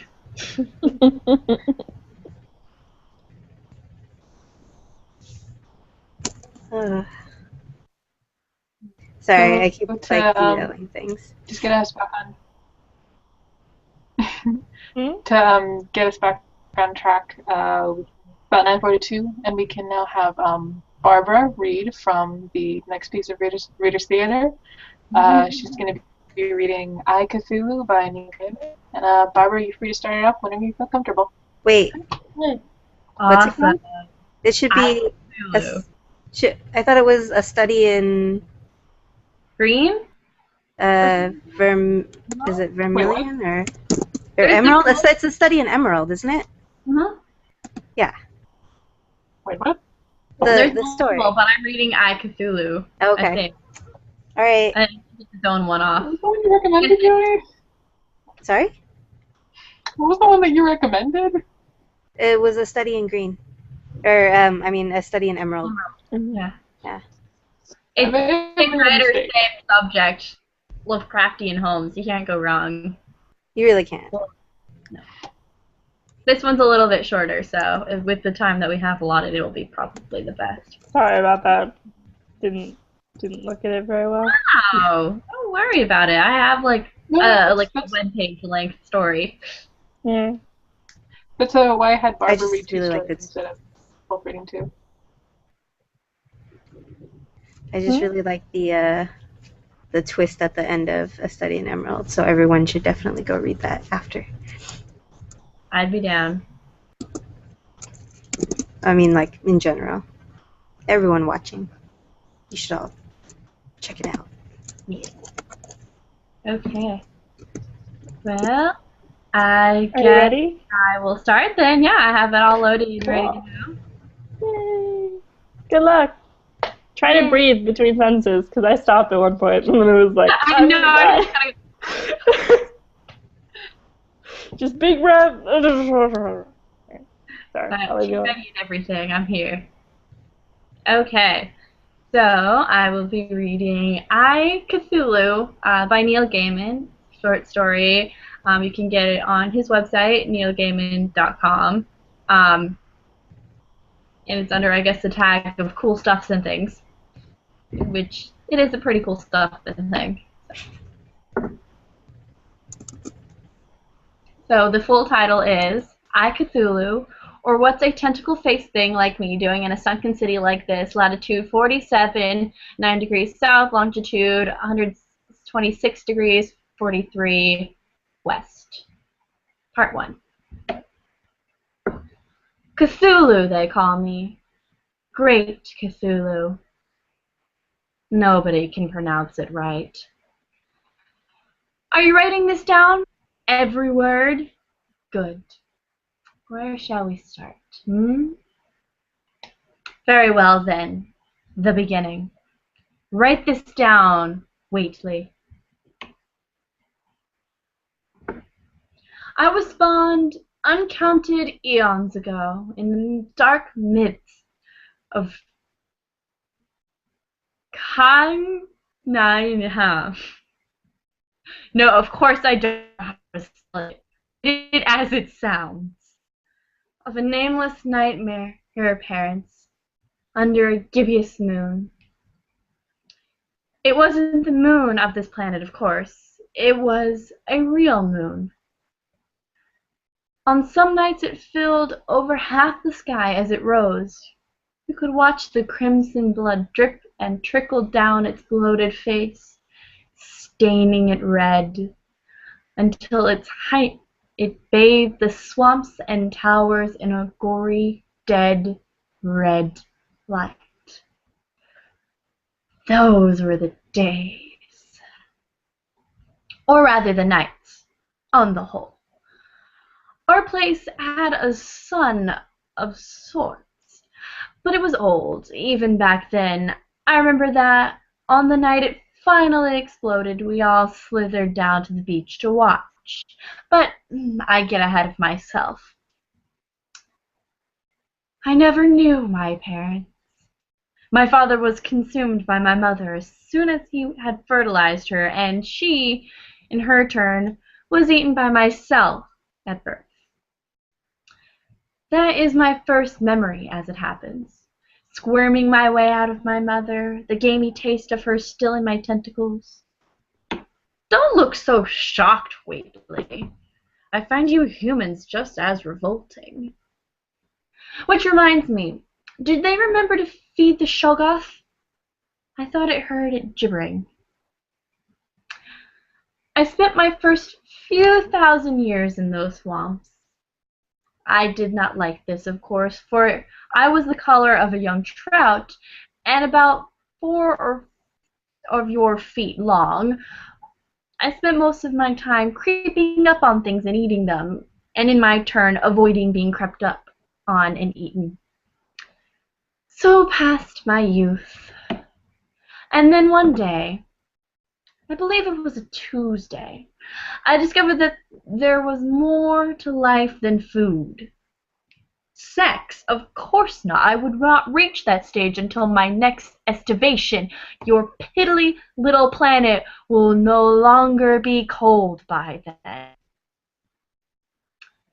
It was that Tuesday that my Uncle Hester slithered down to my part of the swamp with his jaws fused. It meant that he did not intend to dine that visit, and that we could talk. Now that is a stupid question, even for you, Wheatley. I don't use either of my mouths in communicating with you, do I? Very well, then. One more question like that, and I'll find someone else to relate my memoirs to, and you will be feeding the Shoggoth. We're going out, said Hastar to me. Would you like to accompany us? We, I asked him. Who's we? Myself, he said. Azathoth, Yog-Sothoth, Naralath, Ot-Ep, Sa-Gathagoa, Aishub, Nagath, Young Yogoth, and a few others. You know, he said, the boys. I'm freely translating for you here, Wheatley. You understand? Most of them were bi or trisexual, and old Ayeshabnegarth had at least 1,000 young, so it says. That branch of the family is always given to exaggeration. We are going out, he concluded, and we were wondering if you fancied some fun. I did not answer him at once.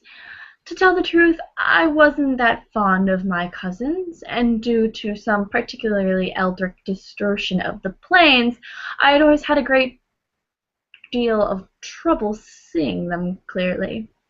They tended to get fuzzy around the edges, and some of them, Saboeth, in case in point, has a great many edges. But I was young, I craved excitement. There has to be more to life than this, I would cry, and the delightfully foetid carnal smells of the swamp miasmatized around me, and overheard the nog-nog and zittators whooped and scarked, and I said yes, as you've probably guessed, as I oozed after Hastuar until we reached the meeting place. As I remember, we had spent the next moon discussing where we were going. Azoth had his heart set on the distant Shagai, and Narlathopatet had a thing about the unspeakable place.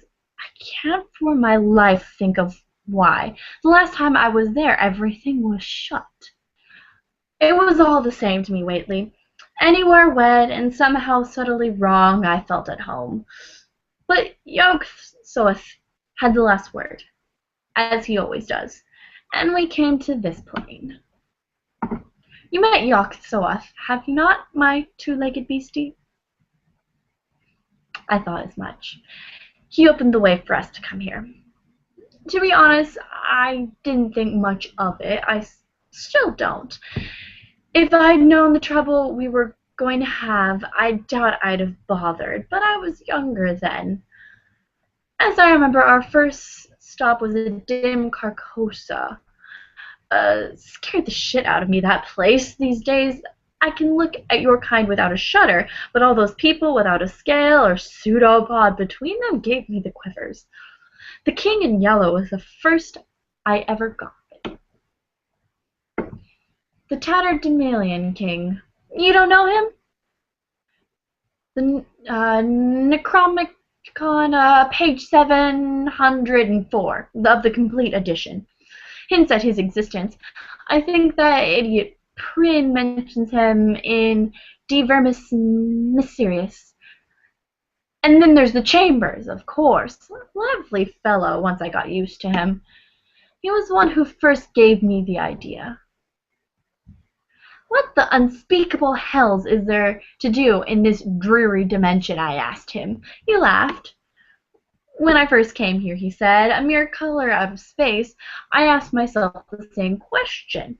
Then I discovered the fun one can have in conquering these odd worlds, subjugating their inhabitants, and then getting them to fear and worship you. It's a great laugh.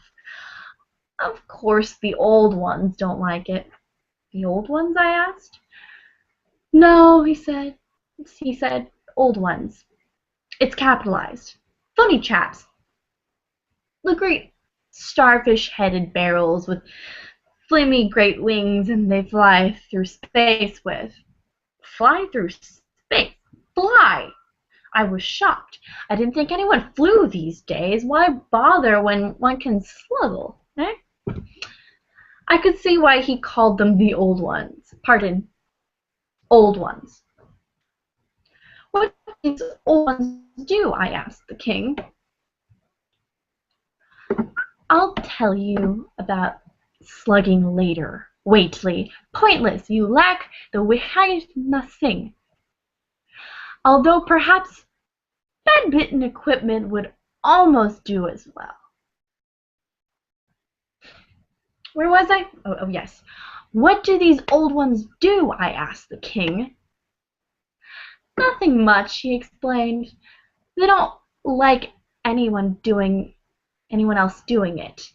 I undulated, writhing my tentacles as if to say, I have met such beings in my time, but fear the message was lost on the king. Do you know of any places ripe for conquering? I asked him. He waved his hand vaguely in the direction of a small dreary patch of stars. There's ones over there that you might like, he told me. It's called Earth. Bit off the beaten track, but lots of room to move. Silly bugger. That's all for now, Waitley. Tell someone to feed the Shoggoth on your way out. Part 2. Is it time already, Waitley? Don't be silly. I know that I sent for you. My memory is as good as ever. Fina glun matnif, Cthulhu rice wanketh in mafatham. You know what that means, don't you? In his house at Relech, dead Cthulhu waits dreaming. A justified exaggeration that I haven't been feeling too well recently. It was a joke, One Head. A joke! Are you writing this down? Good. Keep writing. I know where we got up to yesterday. Riley. Earth. That's an example of the way languages change. The meaning of words. Fuzziness. I can't stand it. Once upon a time, Riley was the Earth. Or at least the part of it I ran. The wet bits at the start. Now it's just my little house here. Latitude 47 degrees, 9 degrees south, longitude 126 degrees, 43 west. Or the old ones. They call us the old ones now.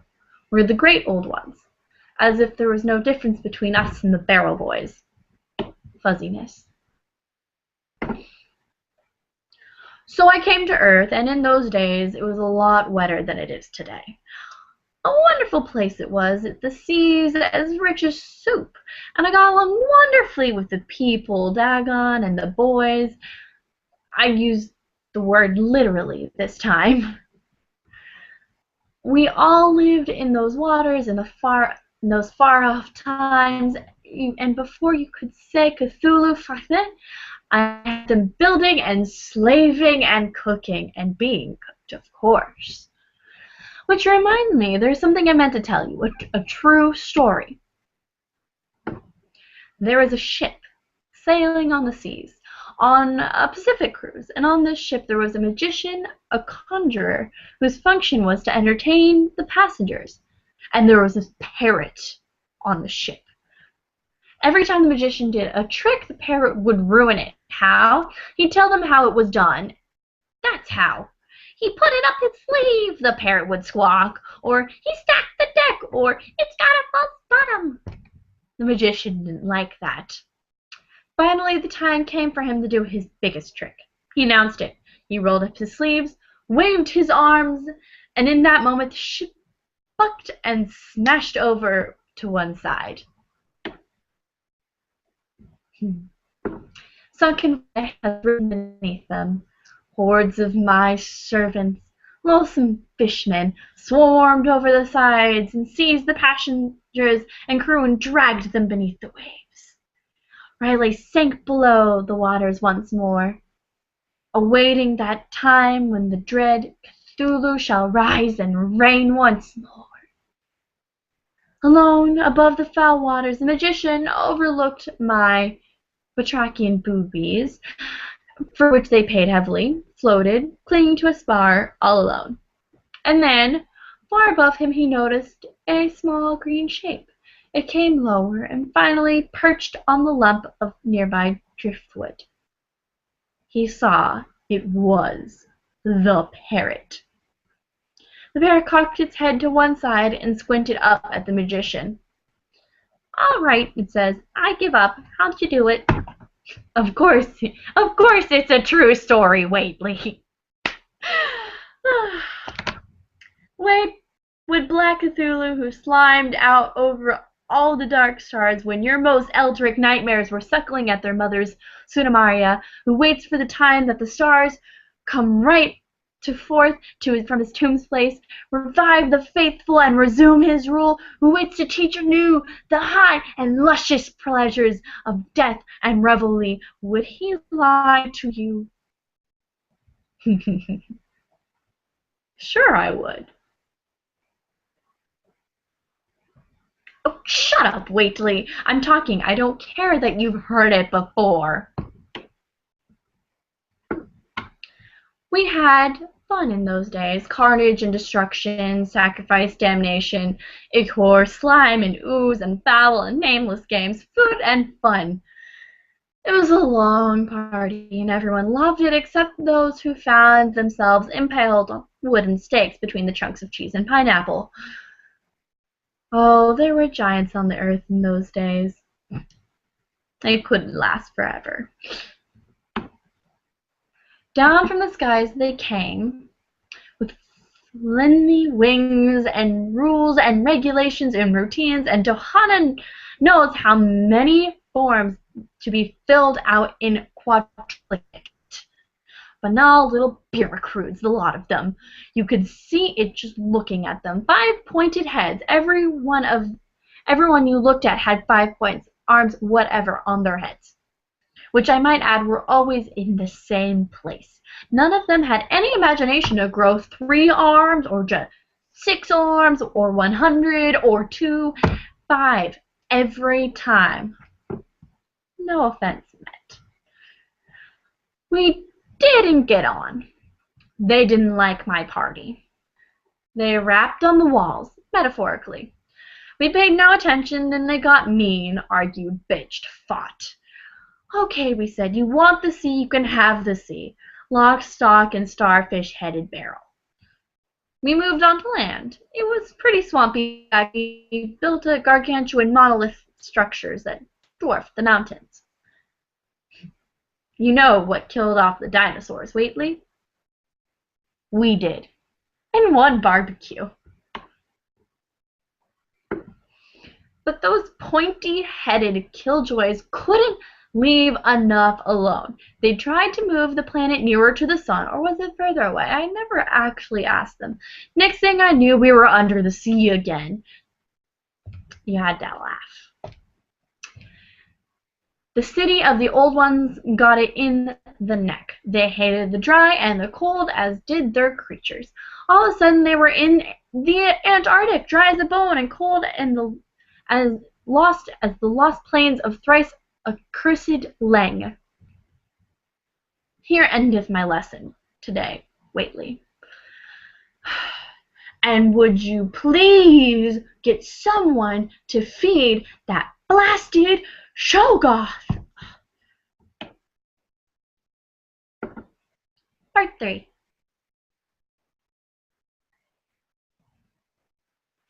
Professor Armitage and Wilmarth are both convinced that not less than 3 pages are missing from this manuscript at this point, citing the text and length. I concur. The stars changed, Waitley. Imagine your body cut away from your head, leaving you a lump of flesh on a chill marble slab, blinking and choking. That was what it was like. The party was over. It killed us. So we wait here below. Dreadful, hey? Not at all. I don't give a nameless dread. I can wait. I sit here, dead and dreaming, watching the ant empires of man rise and fall, tower and crumble. One day, perhaps, it will come tomorrow. Perhaps in more tomorrows than your feeble mind can encompass. The stars will be rightly conjoined in the heavens, and the time of destruction shall be upon us. I shall rise from the deep, and I shall have dominion over the world once more. Riot and revel, blood, food, and foulness, eternal twilight, and the nightmare, and the screams of the dead and the not dead, and the chant of the faithful. And after, I shall leave this plain. When this world is a cold cinder or a biting a lightless sun, I shall return to my own place, where the blood drips nightly down the face of the moon that bulges the light of the drowned sailor.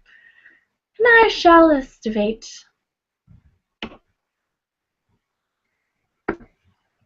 Then I shall mate, and in the end I shall feel a stirring within me, and I shall feel my little ones eating its way out into the light. Are you writing this down, Waitley? Good. Well, that's all. The end. Narrative concluded. Guess what we're going to do now?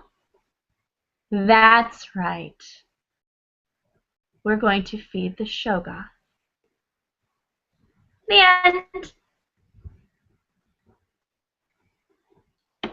Yay. I really enjoyed the fact that there was a parrot in that story because I can't help but thinking that it was Parrot Lock.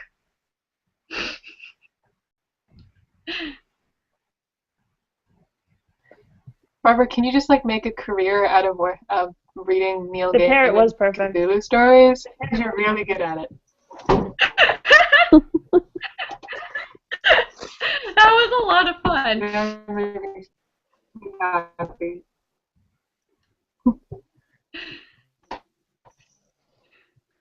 It was really good. Especially going after all those words and language. Oh like, my that's... god! The first one, I thought I was tripping over stuff. It was like, damn, girls, like, all right, let's do this. I'm pretty. I had a moment. You guys probably saw it where the fear just flashed in my eyes when I saw the first one come. I was like, oh no! I forgot Lovecraft liked to invent words. No. That was really good. You also had the attitude down, where it was like just kind of, telling a story. It's like, oh, then we conquer them, kill them, enslave them, gonna mate, they're gonna eat from inside of me. It's like, typical. Thursday. Yeah, no, but the parents. Yeah. Sassy Cthulhu. But the parrot joke, our family has been telling that since I was a very, very, very, very young. So I was like, yay, the parrot joke. Obviously, it was Cthulhu behind all of it. What's happening? Okay. It was really quickly flickering and I was confused for a second. Everyone was just getting too excited. Too excited. Yay! Okay, but we have to admit that parrot was totally Sherlock as Parrot Lock. It was guessing the end of all of the magic tricks. Totally Parrot Lock. I felt like the magician would be Lestrade. Oh, yeah.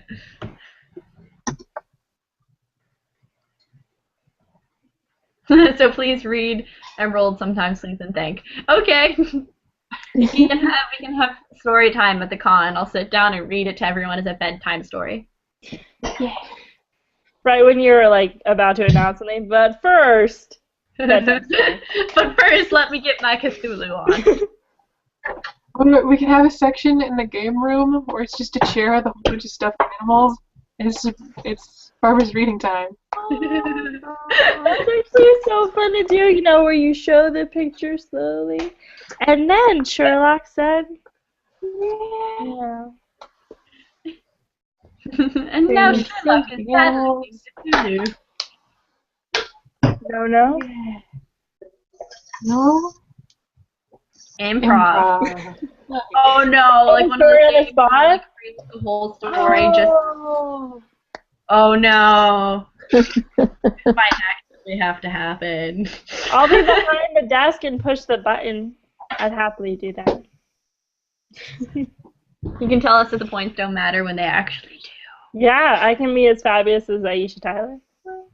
Heck yeah. Yeah. That would be fun though. Random people act so bad. Are you saying we'd make up this story that was Sherlock Holmes, or we would be reading it? Random people would act it out as she reads. Oh. That would be cute though. Yeah, but if you didn't know the story, like, can you imagine reading like a study in Emerald, and then be like, hey, we're gonna have a bunch of people come up and they're gonna read a Sherlock pastiche, and you have to act it out, and they're all like, oh yeah, I could totally play Sherlock, and then they're like, find out that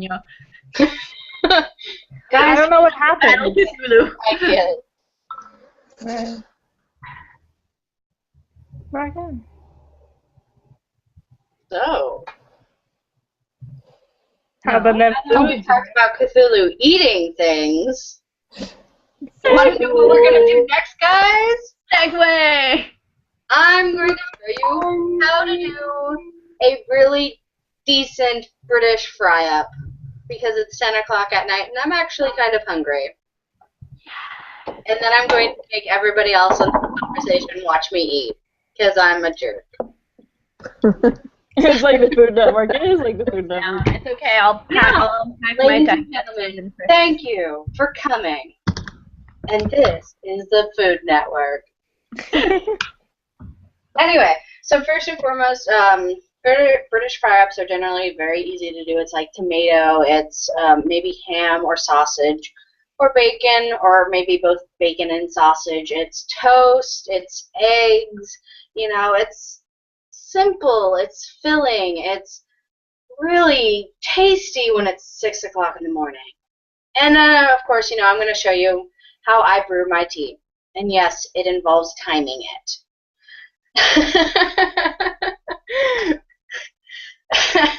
Apparently I'm supposed to yell at you guys. I would rather not because it's 10 o'clock at night and I do have neighbors and roommates, so I'm going to be polite. Unfortunately, I won't have any cutovers, but I will have other things that I'm doing. Yes, I know my roommates launch things. So first and foremost, we're going to start out by, you know, cooking some bacon. So that way we have some nice good grease to fry our eggs in. I, thankfully, have 3 slices of thick cut bacon right here for my eating pleasures. Or at least 1. I'll probably do 1 because, you know, that's how I am.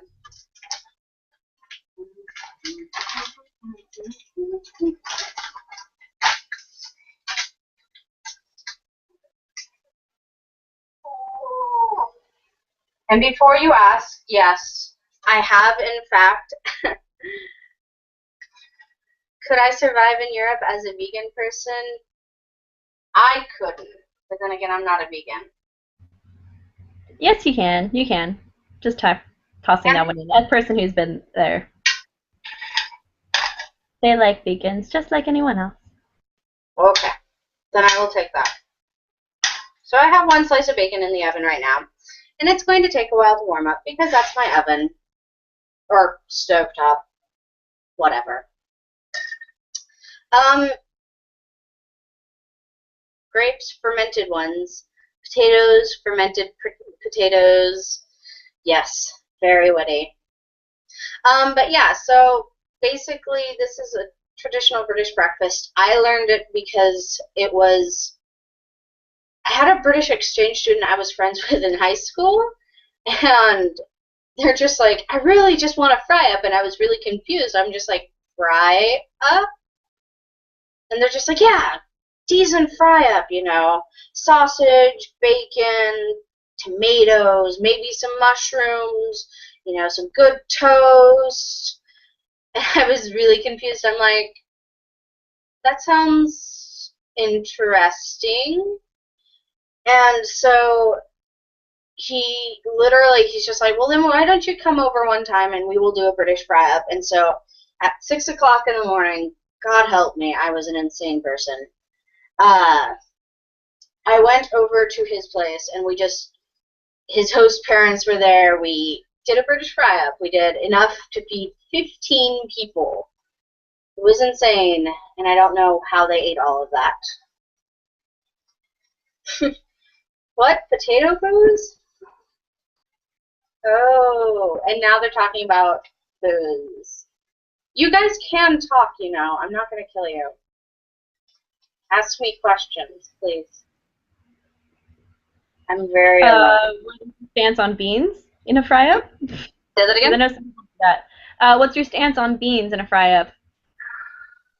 I enjoy beans to an extent, but I don't have them with me right now, so I'm working with what I have. That makes sense. Oh no. Rachel, pun. Bad puns. Pun. No. In case you're wondering, Rachel, our fabulous host, It's talking about being there, done that.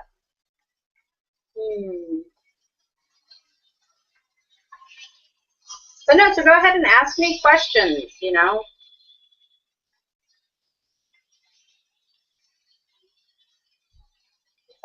Fun fact. What's your favorite kind of actually gonna- bean? Huh? Huh? Say that again. What's your favorite kind of bean? Mama Bean? Shana.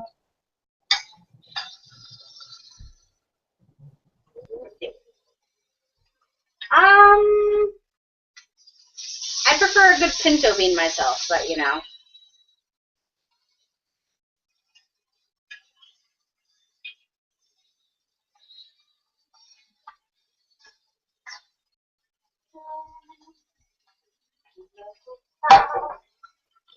Quiet village. In case you're wondering, I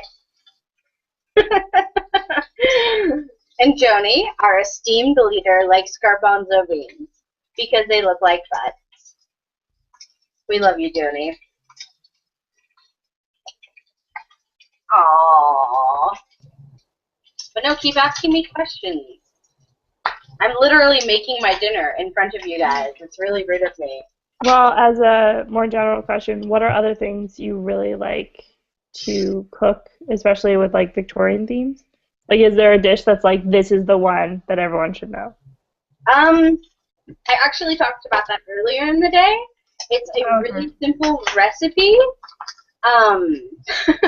No, I don't like cooking flamingos.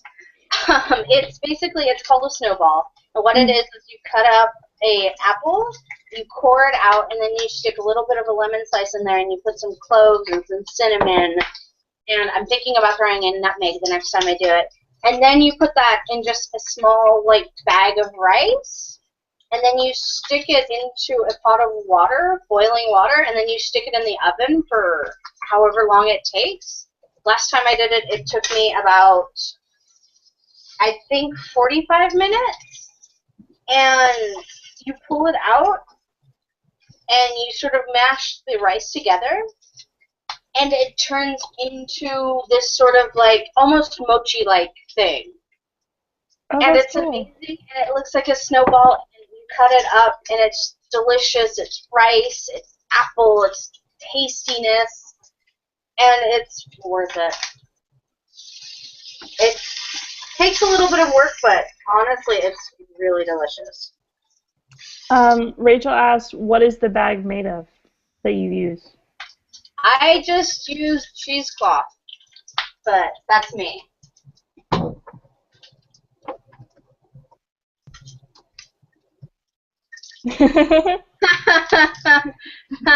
No. What Irish method? There's an Irish method? Okay. So my strip of bacon is done. And now I'm moving on to my egg. I'm frying an egg. These are some really nice... Oh, you're getting too hot. These are some really nice eggs that I got. The lady that does them, she has all of her own... no haggis. She has all of her own chickens. So...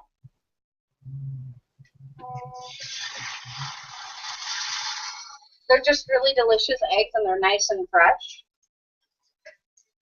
I enjoy them, so they're tasty. You guys should get your good eggs.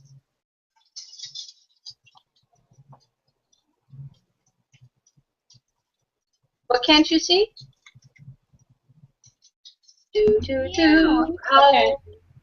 The video just cut out. My video just cut out? Can you hear me? Oh, it came back. Oh. We could hear you, we just couldn't see the video. It's just biased against Oakland and Berkeley, obviously. Ah.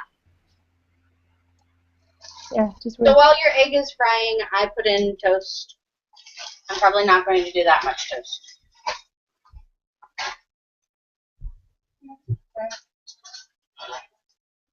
Toast! You know who we're missing? Toast. I'm so sad.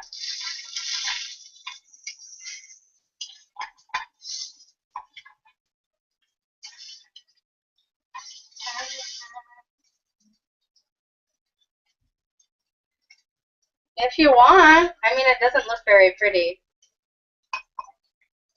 The yolk broke. Moving the camera.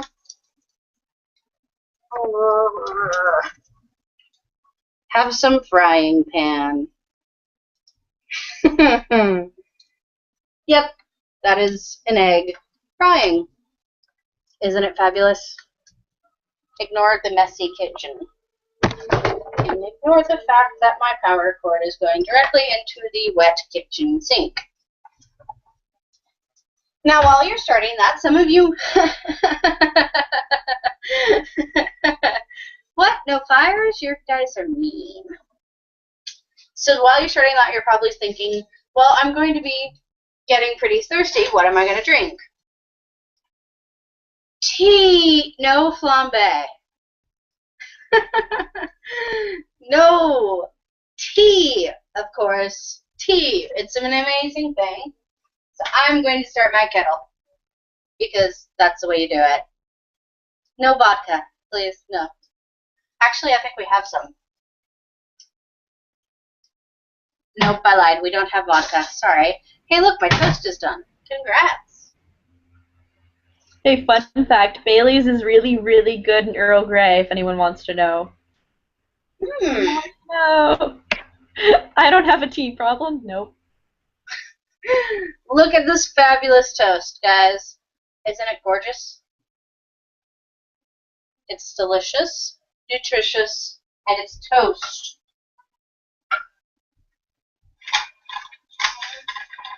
And my egg is done frying as well. Now I just need to get my water boiling. Yes, it is a wheat and wheat byproduct. I didn't want to tell you guys this.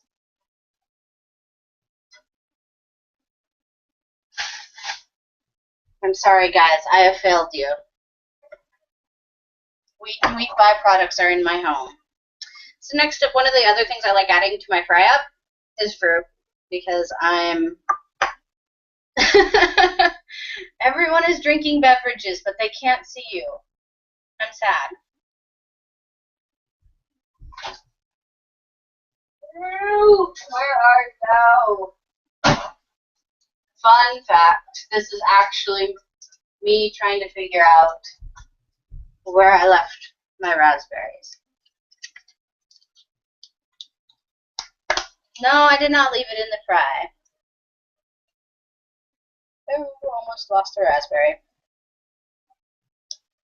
Throw in a couple raspberries, because we're healthy like that.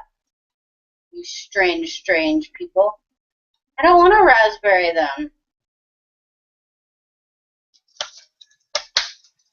No, we need to know, where are you putting the raspberries? In the egg? No, I'm putting them in my little bowl.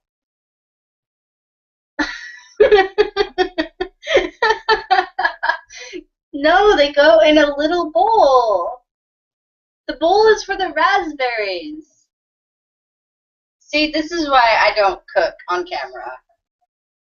I'm just running them under some water, so you know, they're clean-ish. I am the most boring cooking host you will ever meet. Still waiting for my water to boil. This will take a while. You need to get someone else in the kitchen so you can yell at them with like heavy profanities. The last time I tried that, I made a child cry. Oh, well. So there, now you have some nice fresh raspberries washed.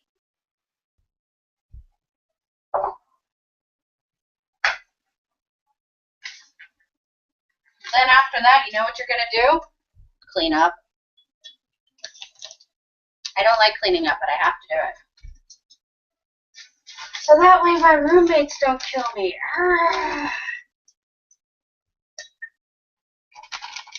Cooking and sing. I can make an entire song about this one if you guys want.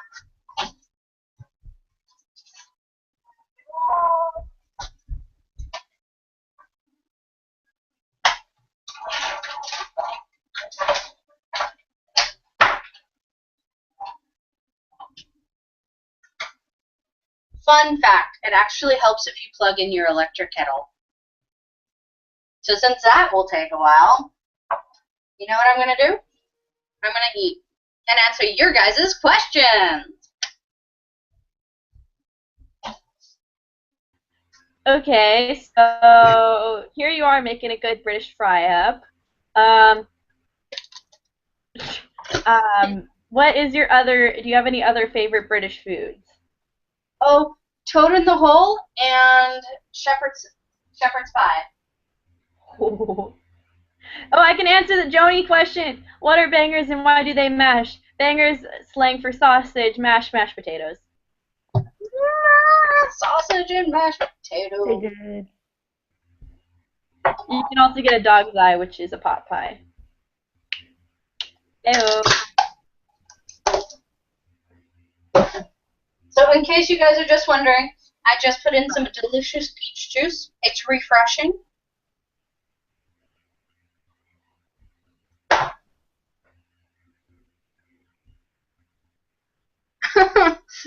No, not in my tea, in my glass.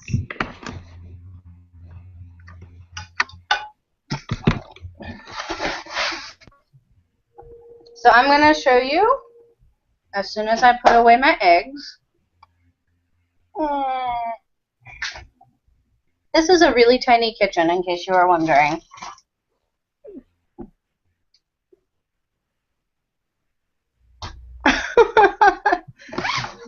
Ladies and gentlemen, my gorgeous fry-up. Literally toast, bacon, eggs, raspberries. Normally I like to add tomatoes and mushrooms. It's delicious. And no, Rachel, you can't eat it. I'm eating it. So. Well, now you guys know how to make your own, so you can make it now too. And I mean, there's also a lot of places where you can find just things you can put in. Like, I did mushrooms the first time I did a fry-up, which is really delicious, I can tell you that.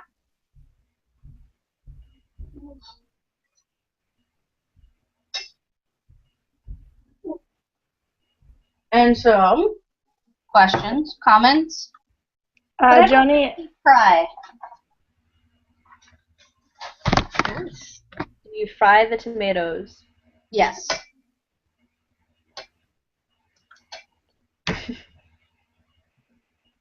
Also, Rachel says next time you should deep fry everything, including the raspberries. But I don't want to deep fry everything. That's Scottish, guys. Yeah. Deep fried How do you juice. deep fry juice? If you froze it, well, if you can deep fry butter, you can deep fry juice. you can deep fry ice cream. You Why just do we gotta do this to ourselves? So now we've come to the section of the show where I just eat in front of you guys. Because nobody's asking me questions. Have you ever tried haggis? Yes. What did you think? That will be the only time I try haggis. Really? I liked haggis. I'm weird. I'm sorry. Vegetarian haggis or meat haggis? Meat Well, haggis. both. It With or was- without. With oats for me. I don't know about you. Did you have it with oats? Yeah. It's, And I don't in know. case you're wondering, I am not a master chef. I just cook a lot for myself. That's all you need. For Joni, I don't know what's in vegetarian haggis. I think it's just like filler. Good though. I think it's just flavored like tofurkey. Yeah.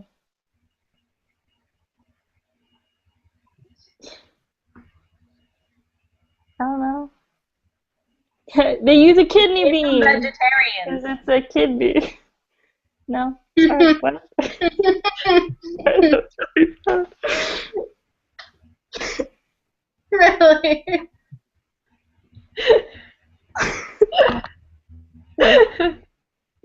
But in case anybody is wondering about actual like Victorian recipes, there are several websites that I get a lot of my recipes from. And a few of them, let me just make sure I have the right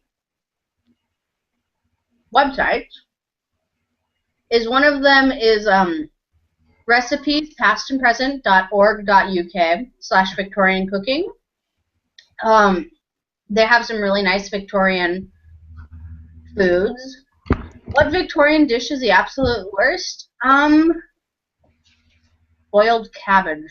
That stuff's disgusting. And of course, thecompletevictorian.com/thepantry is also a really good one. You have to be careful with the pantry, though. That is where I found my apple snowballs. They're delicious. You should try them. Cocoa flummery is a really hilarious recipe. Yes, I have eaten a regular snowball. I grew up in Idaho.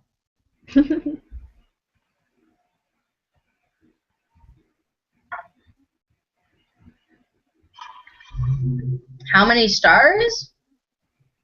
So many.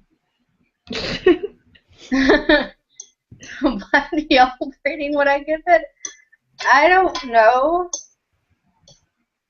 My home? -1 star for ambience, but the food is delicious.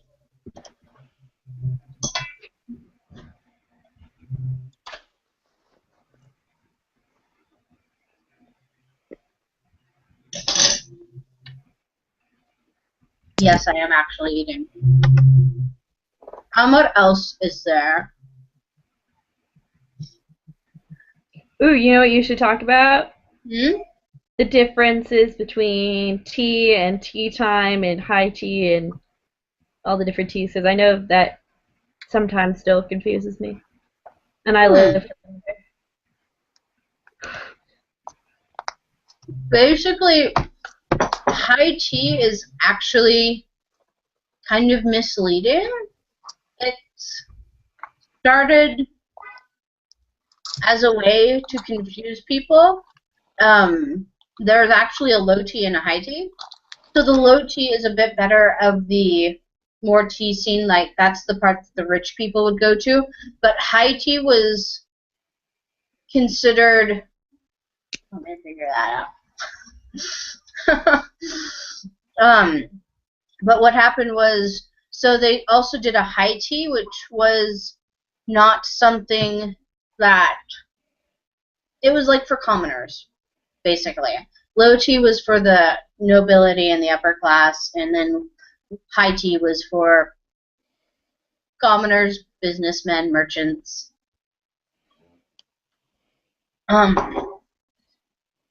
So that was one of the things that I found out recently. I was just like, really? Gasp. What else is there? Tea time generally just involves tea, maybe some biscuits or a light snack. Most of the tea times I have been to, it's literally a cuppa. Because watercress sandwiches are amazing. Don't tell me that, Joni. In case you guys are all wondering, Joni is trying to tell me that watercress sandwiches taste like nothing. That is a lie. They taste like watercress, which are delicious. Hey, guess what's boiling? Hey, Rachel. So, guess what? My water is boiling. Yes. I have my gorgeous teapot here. There we go. Teapot, teapot, teapot. And first thing I'm going to do is I'm going to warm up my teapot. So that way it doesn't crack too much. Just pour a little bit in there. And then what I like to do, so I don't waste too much water, is put on my lid and swirl it around and try not to get water on the computer. Brilliant. What temperature burns tea?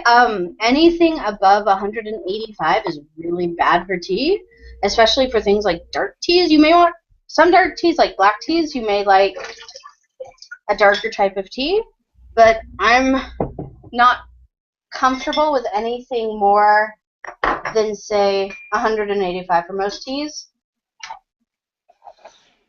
I know some things like Earl Grey and some of the other black teas is okay to do things like 200 and some odd degrees. And in case you guys are wondering, the tea I am using right now is just a rooibos and chamomile mix. How do I tell what the temperature of the water is? I actually have, on my other kettle that I actually have a thing that tells me what temperature it is. Like, you have specific settings for it.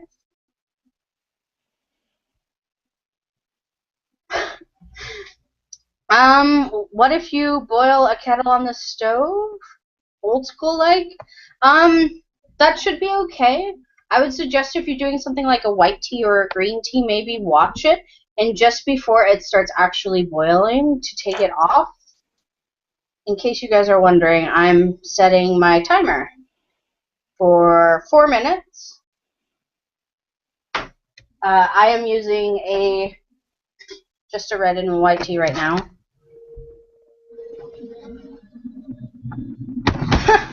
Oh, no. Yeah, don't try and use your plastic kettle on the oven or the stove top. Never a good thing.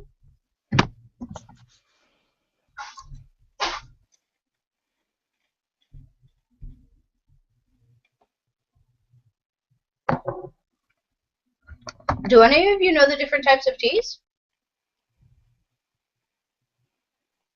Me. I have a problem with tea. Woo! As I sit here sipping some chamomile. Yep. Woo. There's the herbal teas, there's the greens, the rubios, the spices, the traditional blacks, the oolongs, and whites. I feel like I might be missing some, but I know there is. What? No shirts? Okay.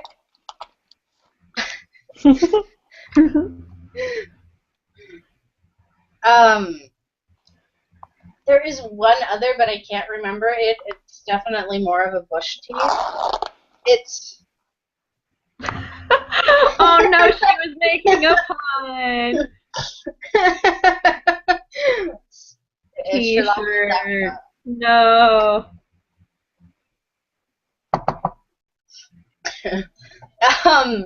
There's one other type of tea. I can't remember it. It's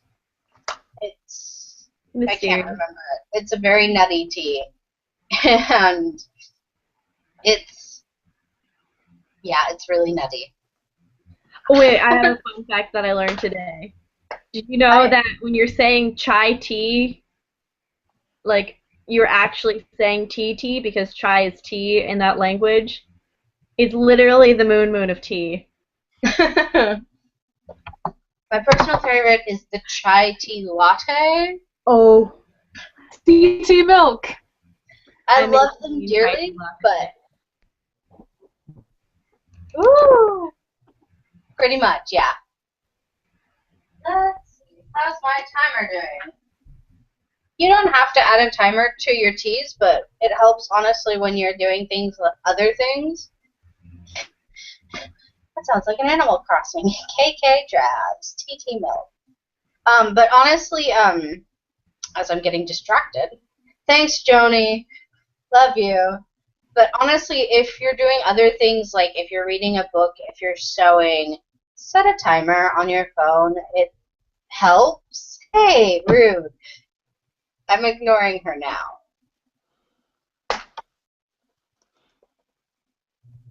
Come back here. Ignoring Joni.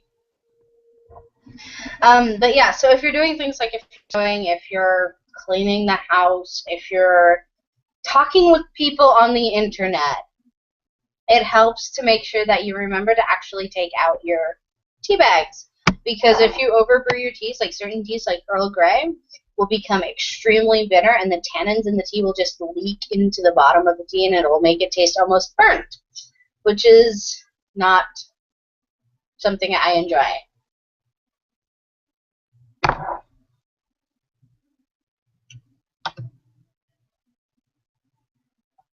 Why do I feel like you're making fun of me?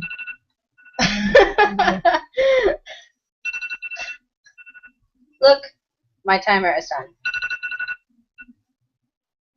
I really feel like you guys are leaving me to hang here. You're so quiet. Everyone else muted, so I did too. Well, you don't have to. Okay, we'll be here for you. Yeah. So I'm Now that you've left us. I wonder if she can even hear me or if she actually ignored me. Judging by that laugh, I'd say it's a negative. So I've taken out my tea thing. What I have this little strainer that goes in my teapots. And it's actually really nice because it's nice and small and it's perfect with things like red tea, which is extremely fine. So the one I brewed right now is a mixture of rooibos tea and chamomile. You know, because it is 10 o'clock at night, 10:40-ish at night. One of the things you have to remember is please toss out your tea. Because if you don't, you will have a mess, and it won't be very nice. It will smell nice for a while, though. Yeah, it will actually. Anna, do you need some tea? What? Do you need some tea? Yes, I'm tired. So, my tea is ready. I'm not sure what other people like. I prefer to keep my tea mainly plain, so I don't put a lot of things like cream and sugar in, especially with herbal teas.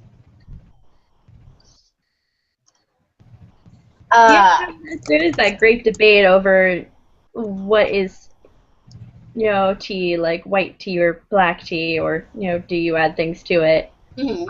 I have gotten some really nasty looks in England by asking people to make my tea black instead of white, which is with milk, because they literally think I am an abomination. Yeah. I had one person try telling me I wasn't taking it properly when I had it black.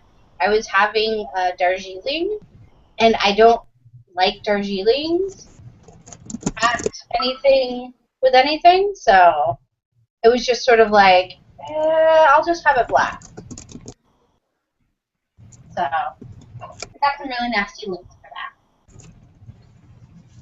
Yeah, and I mean, I think it really depends from tea to tea. Like, you're not going to treat a green tea the same way you treat, say, a cup of Earl Grey. Yeah. Honestly, if I have to drink Earl Grey, it's with sugar and milk. So you'll take green tea out to the movies, but Earl Grey you I have go to wind downtown down. with Earl Grey. Yep. Oh, snap! Get some sugar No, involved? So, does everybody have a favorite type of tea, or am I the only weird one that And has how do you take it? I like That's I like green tea and I like it iced. Ooh, iced green tea. Like for black tea. Do you prefer English breakfast, Earl Grey, Darjeeling? Lifted. That's fair. My aunt So- only drank Lipton tea with condensed milk like her entire life. It's weird. I myself prefer a nice Darjeeling with maybe like a hint of honey, so that way it just brings out the flavor a little bit more. Darjeeling is a really nice flowery type tea. It's definitely not as strong as Earl Grey or British breakfast. And it's one of those things that is just super tasty in the morning, you know? I'm a chamomile person. Cheers to that.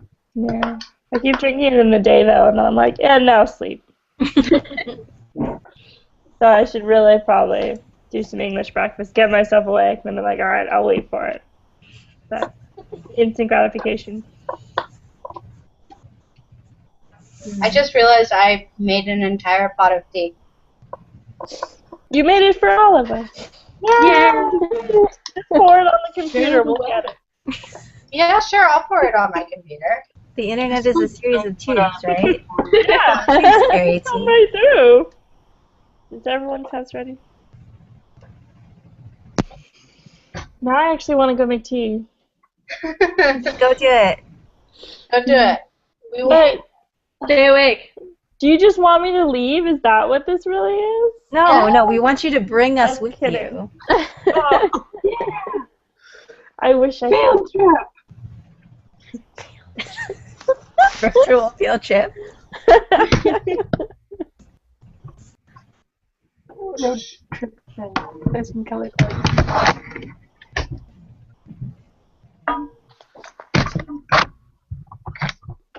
By the way, throughout this video, I've been finishing pockets, and I finished. So this was a great day for me. Of this weird military type jacket that needed editing before it looked cool. Styling. I am proud of you. Thank you. All the cosplay Need sewing editing inspired because me. it's already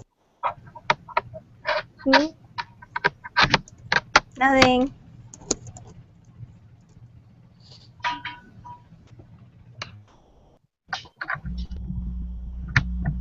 Is your jacket for cosplay or just cause? I was gonna use it for cosplay, but that's not why I bought it. I just thought it was a cool jacket. But it had a hood in it, and just this is actually the hood that it had on it. But it looked weird. Like you didn't look cool. Like now maybe a little cooler. Could be a Dean Winchester type deal, but it did not have the hood removed nor the pockets done when I was Dean Winchester for a short period of time. I went with Penny and Diana. And of course they were adorable and had makeup and cutesy outfits, and I was like, I did not have any of those. It's okay. Dean is naturally beautiful. Well, I did not have those lips as Dean does. Let's not go into that. I'm sorry. I almost started. I'll be good. We're in the late night section. Things are a little crazy. Like what's gonna actually happen at the con, which I'm like excited for. Mainly the debate afterwards. It's gonna be an interesting debate. Because it'll either be like really awkwardly quiet, or everyone's gonna talk at once. I feel like there's not much in between. Wait, which one? Which? The late night programming. Yeah, that's gonna be fun. Late night programming?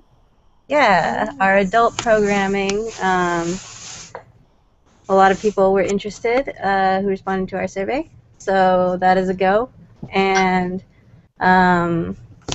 trying to talk Professor Fangirl into doing an adult panel about all that stuff. That is her jazz.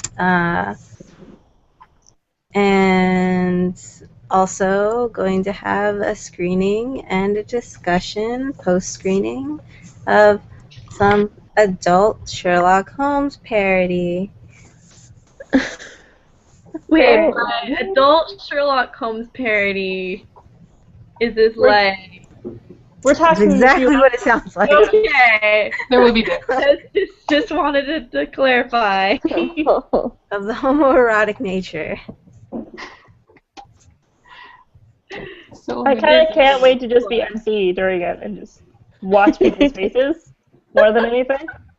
Because, some of us are outspoken, some of us are not. So I just want to see the red. I'll be red, so you guys have to join. You'll be glowing. I just have a lot of blush on, that's it. A lot of natural blush. You know, people have actually pulled me to the side and been like, I just need to tell you, your blush isn't even. I'm like, it's my face. Because you can see, though, it's kind of darker on this side sometimes. Like, I have no control over it. People also said I have rosacea, and I'm like, no. Just weird cheeks. Mm.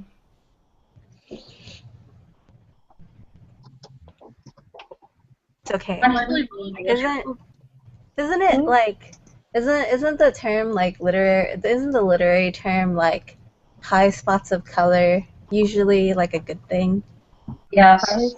right? They If they're usually... talking Sorry. about blushing. About what? Blushing, sorry. Well, yeah, but I mean, basically.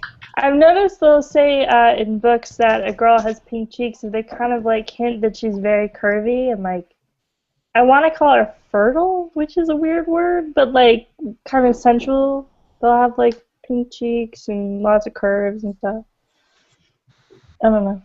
Maybe it's just the That's book. like that is like the very wholesome look, isn't it? Like pink, like rosy cheeked, childbearing hips, so to speak. Innocence. This is my mask, so y'all think I'm not crazy.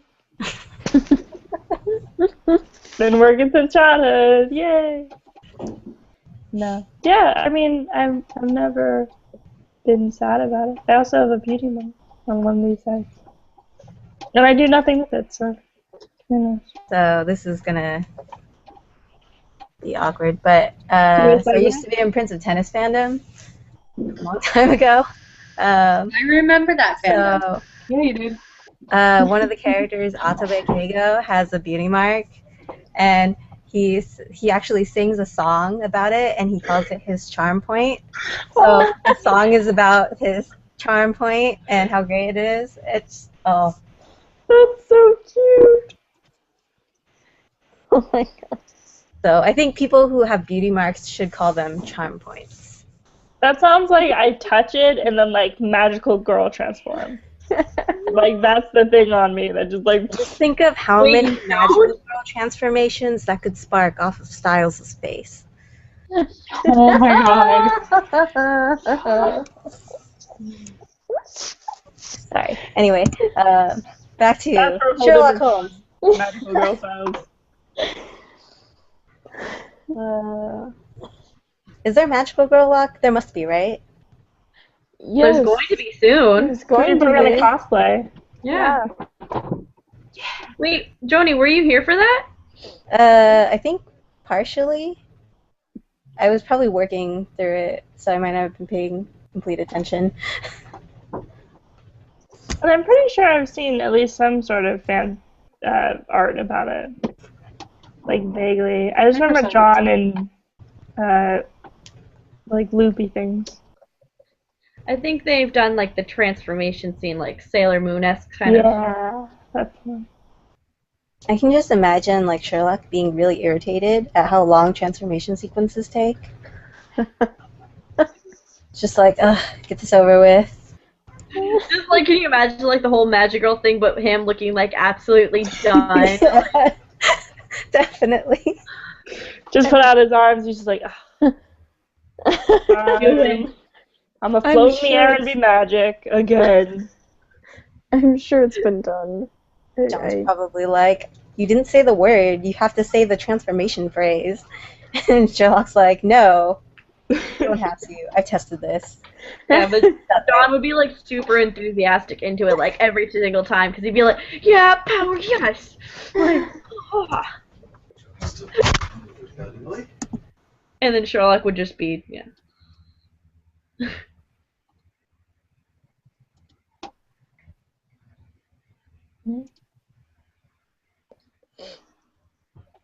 For some reason I picture Sherlock in a pink outfit and John's in a purple one. I could see that. And Sherlock, he wouldn't like have a choice. Like his outfit would have more ruffles on it. Oh yeah. It's got to. Oh, Rachel has a picture up. I knew it. I knew it. Yes! It was Reaper. That's beautiful. With the science of deduction, we will punish you. Perfect. I like that their phones are like their magic wand sorts of things. Makes sense.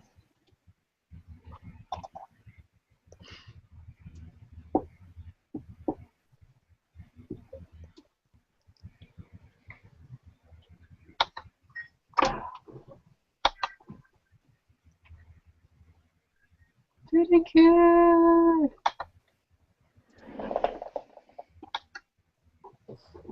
So can I say that when we're grouped together, we come up with the most fabulous AUs? Let's see, we've come up with we've kind of watched the rise of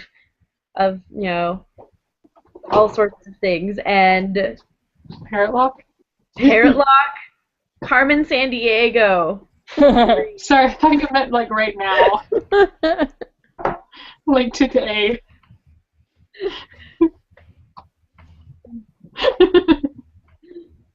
I really got surprised.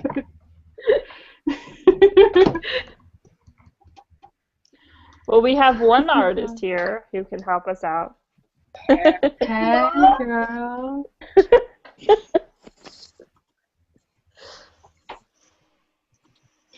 Charles. There you go. Oh my god. I can see it. Beautiful. Can you imagine like John like stumbling upon that like Sherlock just kind of like surreptitiously changed into this outfit, and John's like, "What the hell are you doing?" I'm wondering. It's for science. Or it's just haze.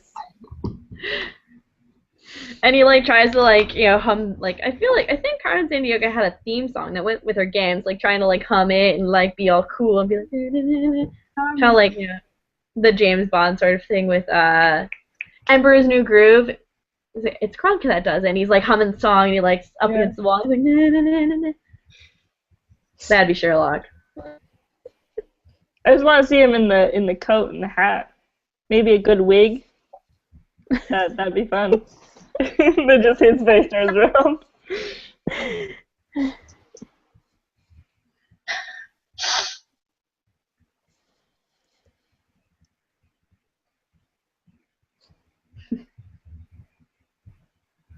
In that case, we have Where's Watson, which would be Waldo, the alter ego. Yeah. Well, it's a sweater, so I see it. He wears striped sweaters. It's perfect. Does that make Sherlock Carmen Sandiego? Carmen Sandiego, and then John will be Where's Waldo? So this is the cosplay challenge. We need a couple to do it, and they'll just like sneak around corners. I will be Watson. I don't have a significant other to cosplay with me.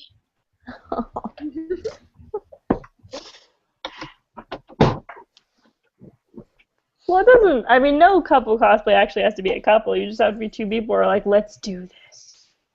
We can do this. Or it can be a hint of like, maybe we could be a thing. Cosplay first. That'd be a cute way to ask someone else. There's actually there are that have done that, and I think it's absolutely adorable. And it's like, hey, let's cosplay this couple. The couple should kiss. Yeah, We should right? totally kiss. We should just do the thing. Yeah. I'm guessing that's probably, that's definitely happened. Yeah, that's I've definitely. seen it happen. It's Really? crazy. Yeah, there was a text post going around that was like, what if like two couple cosplayers like fell in love, and then like a bunch of people reposted their stories of like them as they first cosplayed, and then them as a couple, and I was like, oh my god. That's hella cute.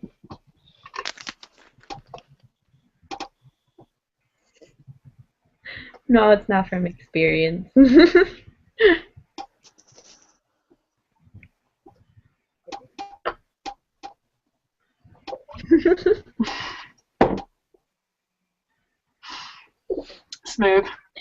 That is true. Yeah. BT dubs? BT dubs Oh, what? okay. I get it. I get it now. Yes. I understood that reference. Tea. Tea. It's just a phrase. T. Yes. The letter.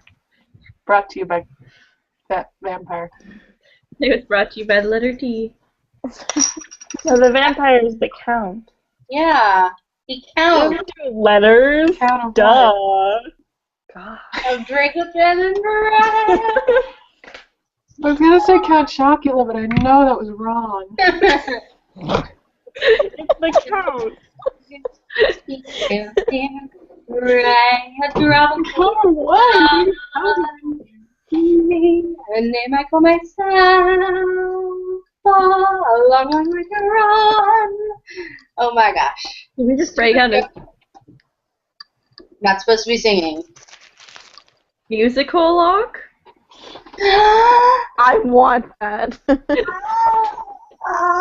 already been The hills are alive with the sound of murder. I was just gonna say there's been a Phantom of the Opera and crossover.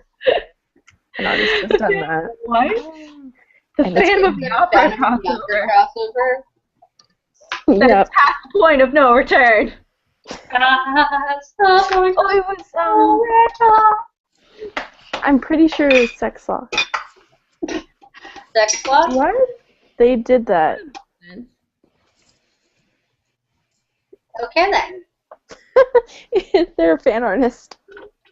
Yeah, they used to Reaper all the time. They did Reaper sex. Yes.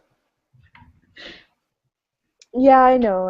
The collaboration between them and stuff. But when Sex Luck was still doing fan art, she did Phantom of the Opera crossover. It was beautiful. There's also thick. Oh Jesus. Yes. Link, please. Living. Like, please. No, I want to see an AU where Sherlock is a Broadway star. Because he has that diva thing locked down pat. It'd be like performance in a leading role, only better. I didn't Only think better. that's possible. So better. Oh my God. I'm too excited about this.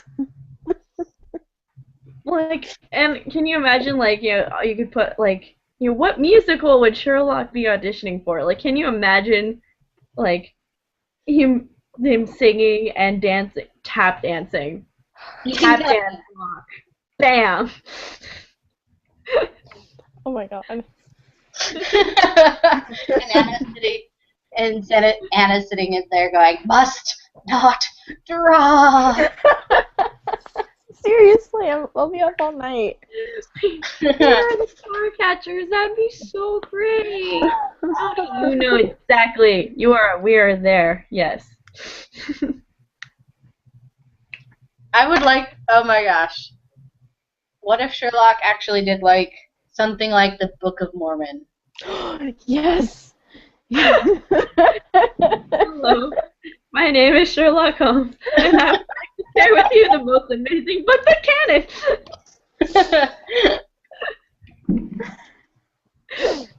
Oh He god. could be sharing his deduction book, and it's all about the many things of tobacco. And no one cares. 6 different types of tobacco ash. Oh yeah.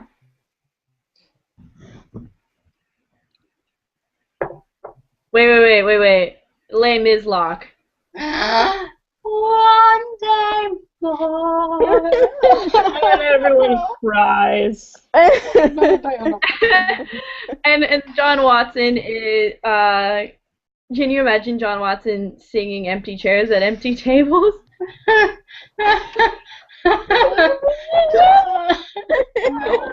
this is mean. Your war friends are gone. I'm sorry.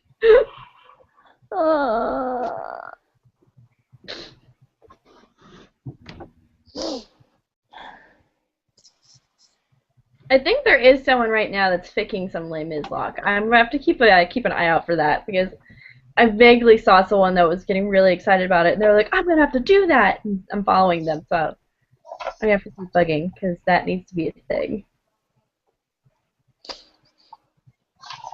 Did I ever tell you guys I forged Hogwarts letters? No. Oh my god. That's amazing. Yeah. You fucking nerd. It's beautiful. Hey, we've all done it once in our life. We all wanted that letter, damn it. Where's mine? And the best part is, people pay me. What? That's amazing. Sort of, kind of. They're paying me back for my Love and supplies. chocolate. Yep. The only thing I don't like writing is all of Dumbledore's freaking titles.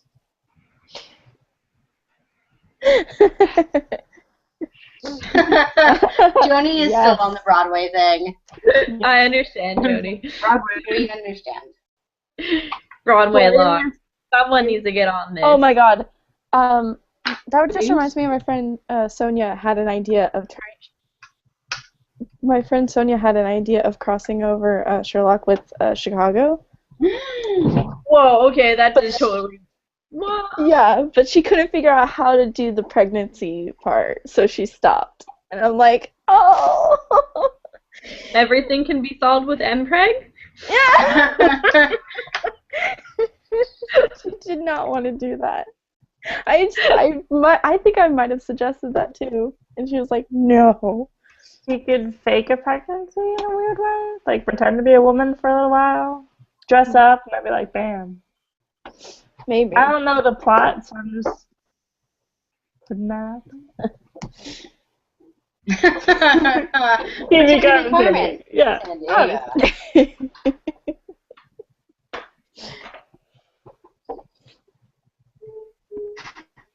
I'm going to be singing Les Mis songs for the rest of the evening. I'm sorry. We understand. Well, don't be sorry to us, because it'll be your roommate. People that are watching this stream, I'm sorry. They love it. I bet. Are people watching the stream right This Who knows? we had a viewer for a while. We did. Oh, And they left. now? How many viewers have we had?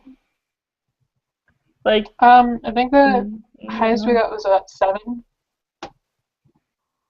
Which is still very good. Pretty good. 11. Nice. Oh, nice. That rhymes. for a while in the morning, one of the viewers was me. So.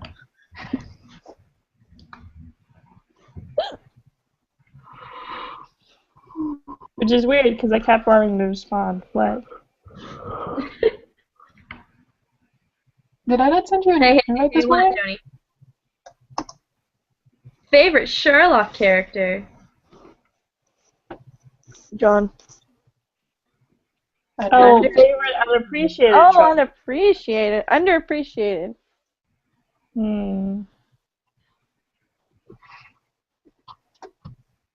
I'm always going to stick with Anthea because I love Anthea. The guy who owns Speedies.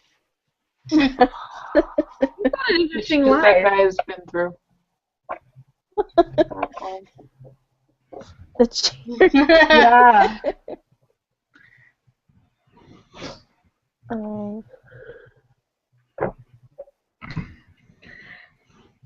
Maybe he was better after Mrs. Hudson put him in his place. Mrs. Hudson's husband. We're talking about heartbreak. Why would you appreciate him? That man was like a drug smuggling bamf and like had, you know, ultimate gangsta Hudson who was an exotic dancer and smoked weed and did all these crazy things that are definitely interesting. I think that's more Mrs. Hudson than the dude, because he probably sucked, and she was just like, I want to be crazy and awesome. Because she is. But I'm just imagining Mrs. Hudson as a gangsta wife.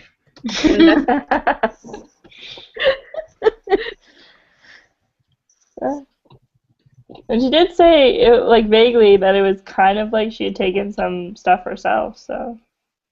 Gangsta wife, getting stuff done.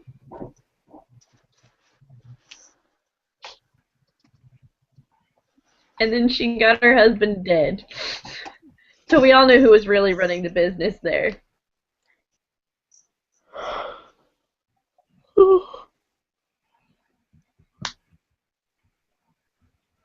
Plot twist. Plot twist.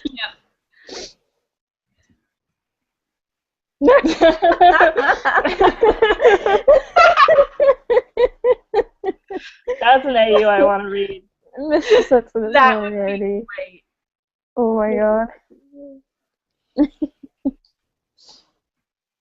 Yeah. Oh, Mrs. Hudson is Moriarty would be a great AU. Like, then what was the fake actor? It was like Richard something. Richard Brooke? Yeah, so he really was Richard Brooks, so it was Miss Hudson, and that'd just be great to have the moment where Miss Hudson turns and was like, it was me all along. They're like, dun dun dun! Like, she came out during the pool scene, everyone would be like, Mrs. Hudson! I'd still love her, though. Go hostage too? No, motherfucker. This is mine. She'd still be too cute, though. It'd just be like, aw, you're pointing a gun at me? Coffee to your arsenic. She says that, and they're like, what? And she's like, what? I'm sorry. No, I didn't say coffee or tea. That's it. That's it.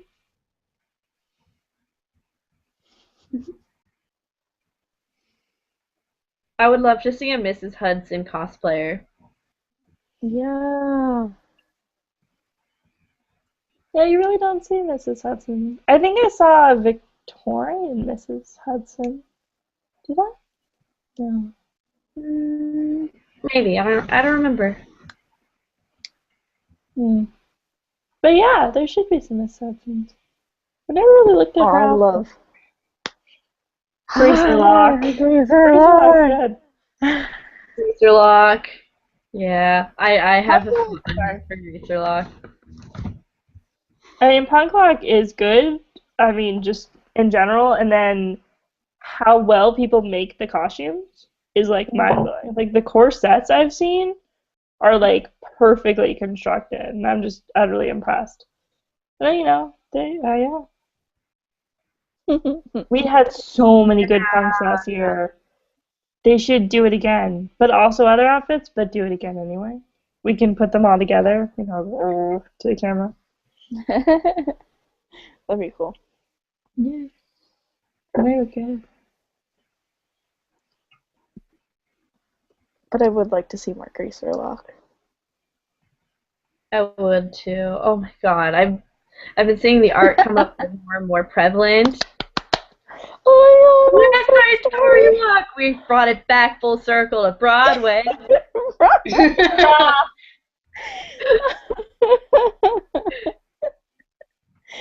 So perfect. Oh. But I'm just imagining Sherlock with his really serious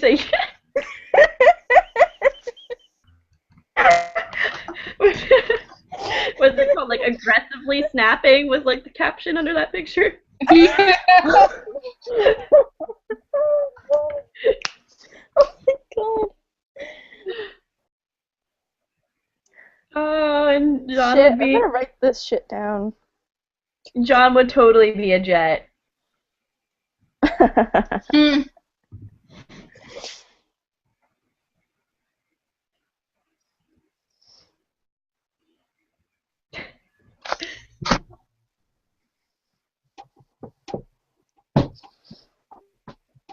But now I'm like gonna imagine every single Broadway story at lock at the end.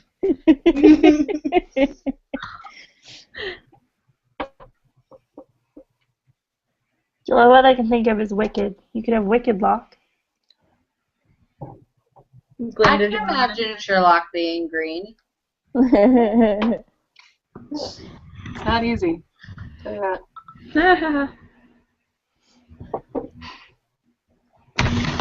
um, yeah, I mean that would definitely work. Son of a Witch. Has anybody read that? I what? did. Was it any good? It was a little bit harder to get into than the Wicked book, Mm-hmm. especially because it was really highly detailed in the sense that you had to really, really, really remember a lot of things that happened in Wicked, the book, Mm-hmm. and not just like the basic plot line. So if it had been like a year, because I know I read it when it first came out, and it had been a while since I had read Wicked, just trying to struggle to remember a lot of the details. You're like,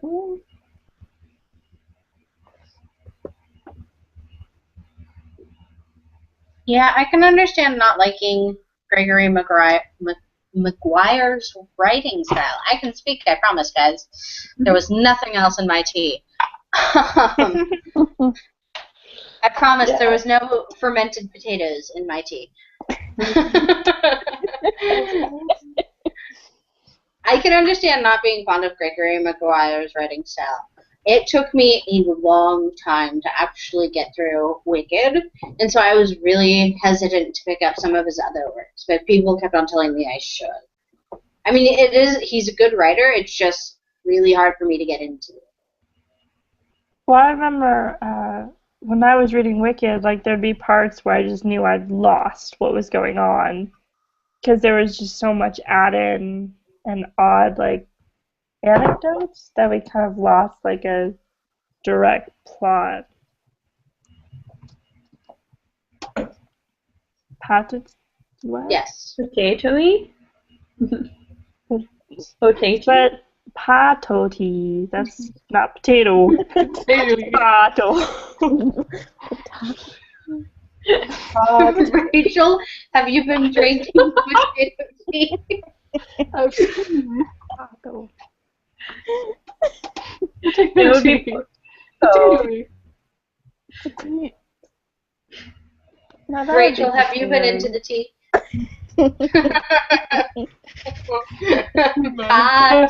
Potato tea. Potito? Potito? Boil them, mash them, put them in a stew. Yeah. But this time stick them in a teapot. Yeah. Boil them, Yeah, put them in a teapot. I'm not even drinking and I'm just giggling. Yep. And we've reached that hour. It's been a very long day of sitting in front of our computers. I know. And having your roommates think you're insane because you're speaking to yourself. Such hard lives. Hard lives. Joni, you're at a convention in LA and you've spent most of your day with us. We're the cool kids.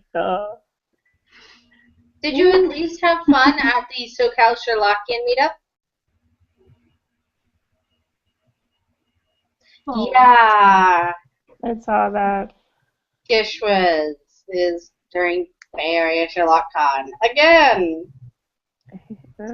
Misha's out to get us. Yep. We should. And he I sent an email saying he missed me. know.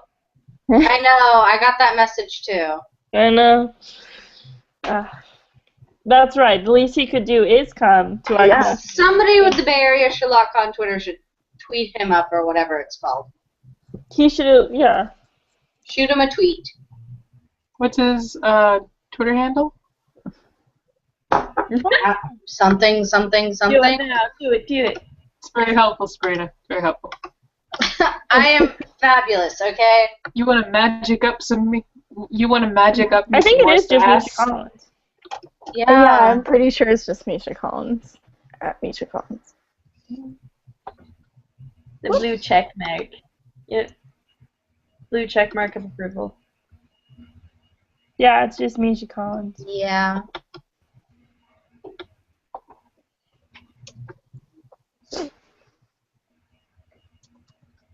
Well, hopefully someone can be like, hey, if I'll be in Berkeley, I'll do a Berkeley thing. for Gishwas, so they come anyway. Maybe.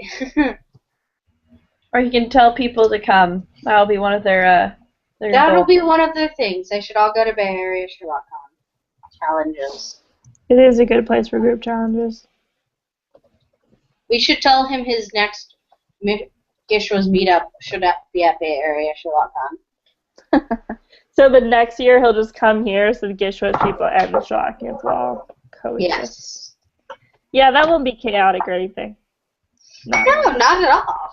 No, you know, he's a minor. No one really knows about him.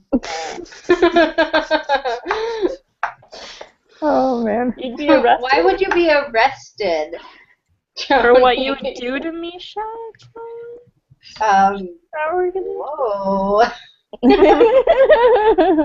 I can't. Her face isn't moving on my screen, so I can't tell what her expression is. So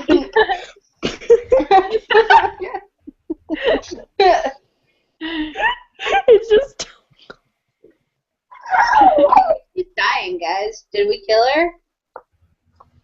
Please don't die. You have to be here tomorrow. In and out. I'm okay. No, it's just yeah. I'm good. Sorry.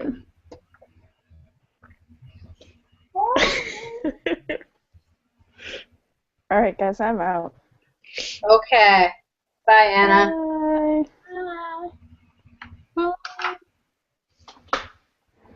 No, it's just that what I see of Joni is just a straight face. So all she says.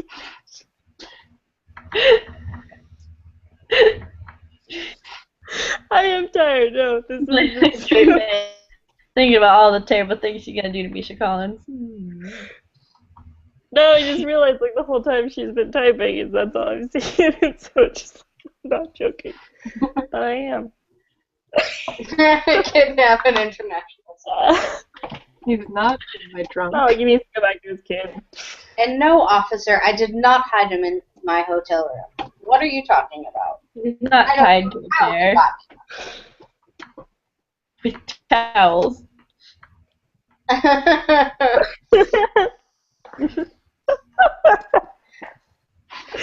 Is she frozen in your guys' screens too? No. Is she still just a straight face? I can't see if I can screen.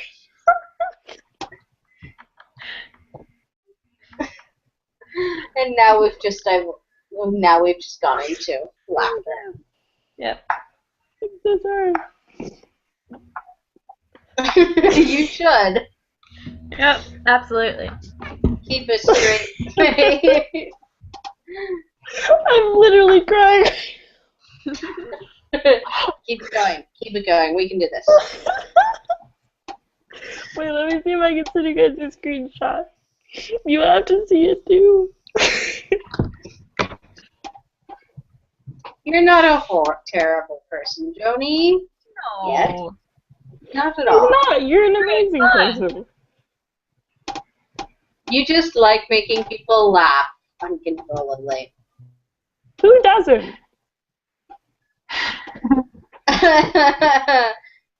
That's okay. That's okay. That of all tortures, I'm cool with this one. That's Your fine. Cthulhu's coming a little bit out right now. Your Sathulu. It's there. Okay, can I send a picture to you guys? Is there a way? Yeah, if you click the little camera and click capture.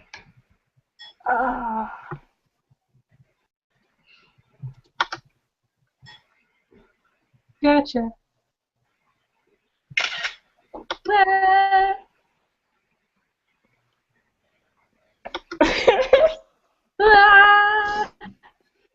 Okay, wait. Can you guys see this? Okay, can you see Joni's face? It's really small, though. I now understand why you're laughing. Because all the stuff she said is just that face. It's not true. I mean, Joni's good at a straight face, but this is too much. So, alright, now you understand my pain. Yep. And what's great is that emoticon that she keeps sending of like the flat face, it looks almost exactly like that too. It does. She's just like, no, she's just. I'm just gonna say hilarious things and do nothing about it.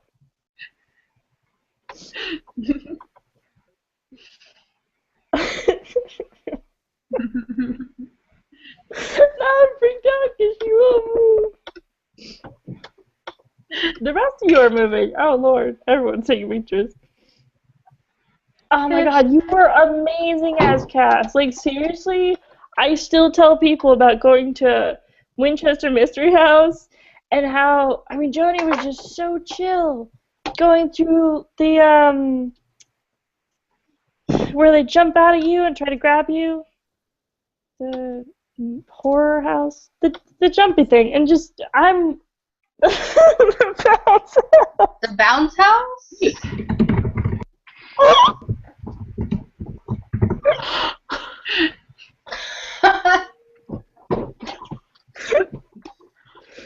No.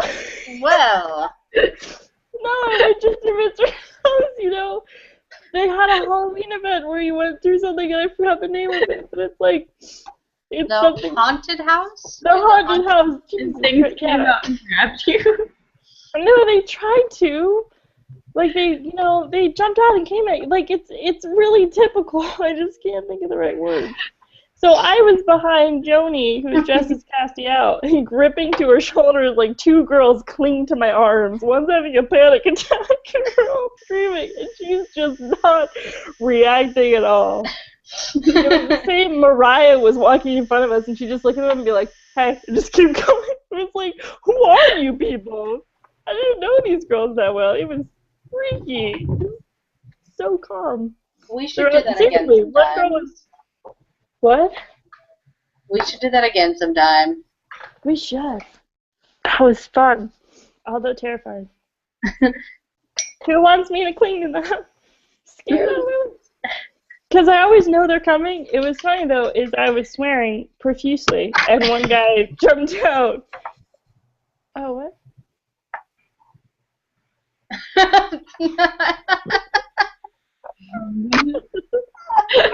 Oh my God, Johnny.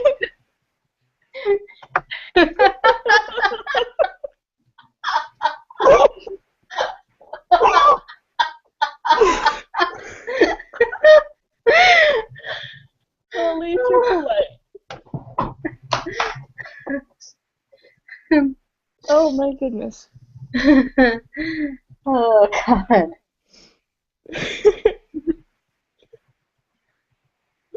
Oh, this is awesome. This is the best way. This is the best way to end it. Just keep laughing. Let's forever laugh. Well, not forever, because that'll hurt at some point. You have to think of the abs you would get. But you just, no. But have you ever, you guys have been in pain and then laughed more because you were in pain? Yes. You thought, okay. Because that's just, it's the worst, but it's the best, but it's terrible when you're like the only person left. Because then you're like, I should stop. I want to stop. You don't stop. Can't stop. Keep going. Don't stop. Yeah. Can't go Loop. Yep. No.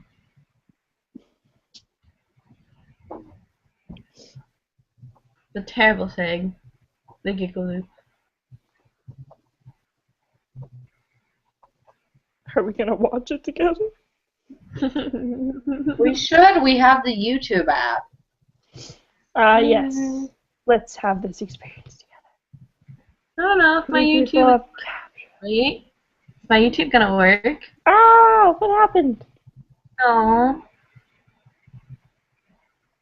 I'm back. Yay. Oh, it's because people are taking pictures. I'll stop.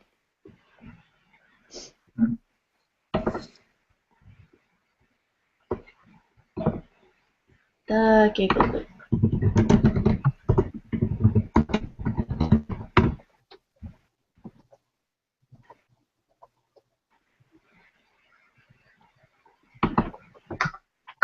Love this show so much. Coupling had its moments. It really did. There were just some really funny things with it, and I enjoyed that character. Can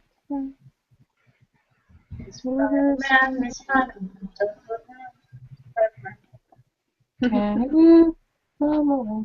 No, we can't, 'cause he's not a Spider-Man. I was thinking a spider pig. Spider-Man, Spider-Man. Remember that proposal? That proposal? Does no one else remember that proposal? No. Proposal. Did somebody propose to you, Joni, and you just didn't tell us? Watch more coupling. Oh, I stopped Okay. after like I Watched the think entire season series. 3. I literally have no idea what you're talking about. Oh my god, I'm awful.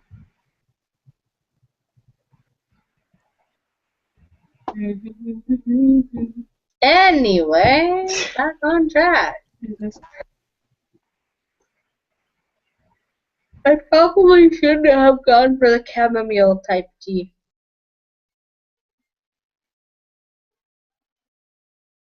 Everybody got really quiet.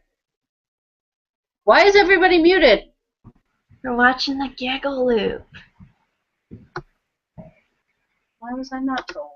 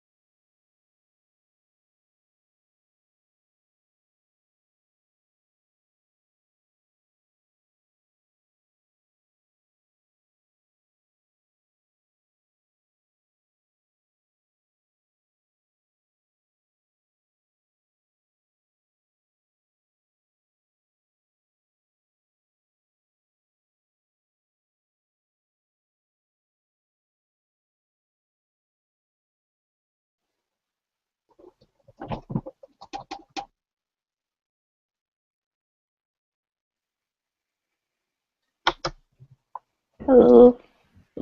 Fun. Now Rachel's Did frozen you- on my screen too. Oh. Yeah, she is. And Serena was too for a moment. You guys all are. Oh gosh. Am I too? Yeah. Wicca. You were kind of making this like sort of fade. Now you're not, but wait. I gotta capture this moment.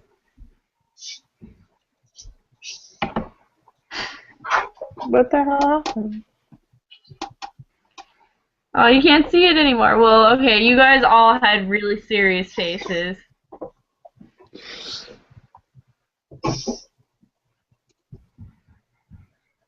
It was very serious. It looked like you're all doing something very important. This is very important. We're very serious. No joking around. No tomfoolery. You can No, sort of see never. it. Tomfoolery? No. We don't like that guy. Tomfoolery. Ha. We don't like Tom. Sherlock reference. Oh, that too. Yeah. I didn't We think about stabbed that. him with fork. That's gonna be Who are we stabbing? Molly Hooper's boyfriend. Oh, Molly okay. stabbed him with the fork when he won't shut up. Which I Okay. was like, damn girl. But You sassy. yeah. But that's why Molly Hooper's so awesome. She's a little psycho. I imagine if you were locked up with dead bodies all day, you'd go a little crazy too. Oh, in like a day I'd talk to them. No, yeah. There's just, like it just like Chad is like, yeah, and this happened, you know how it is. Right. Oh, I totally would do that. No, I did this weird well, I was in a weird wilderness thing, and then we did this where we had 3 days completely to ourselves. And only people would come around. You couldn't speak to them verbally. And they would come around just check if you were okay and give you food portions. And like in 20 minutes, I was muttering and singing to myself. Like there was just no stay of sanity. Because it was just so weird. There was just no one. It was just like, I can't do this. Because you really felt alone. But in kind of a cool way. Kind of a cool way. But like also like not cool. Yeah.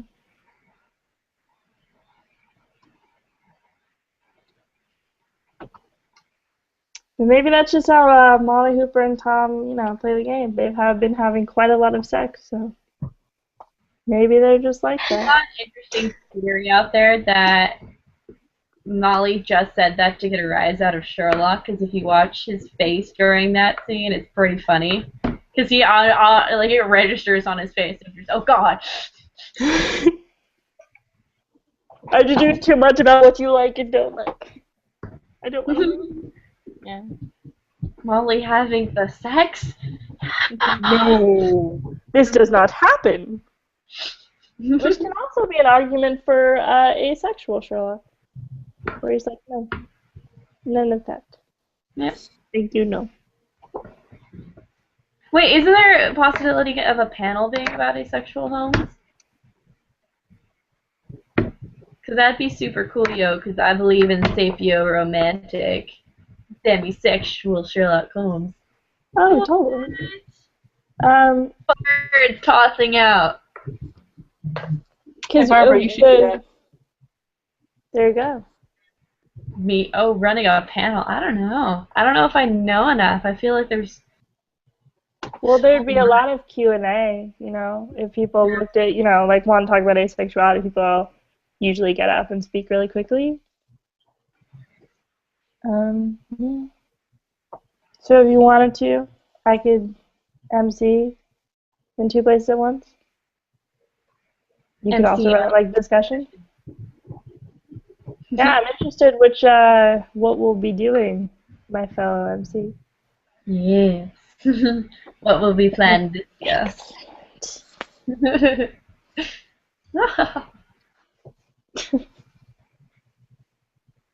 Yeah.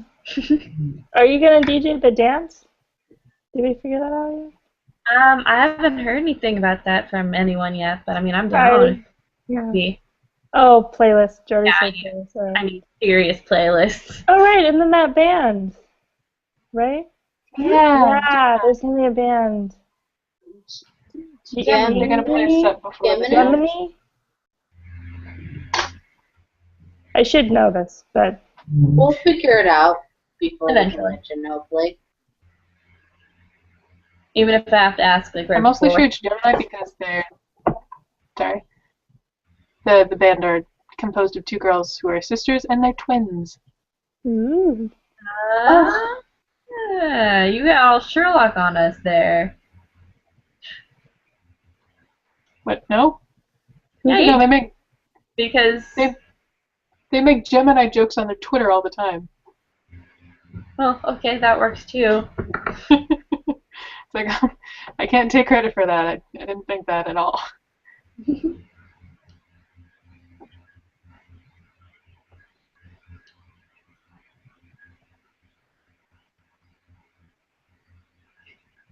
Oh, everyone's muted. Yeah, I'd be totally down to DJ. I'm gonna play. Okay, this is exactly what I'm gonna play. I'm gonna play the dubstep Sherlock remix over and over again. That's gonna be the dance party the entire night.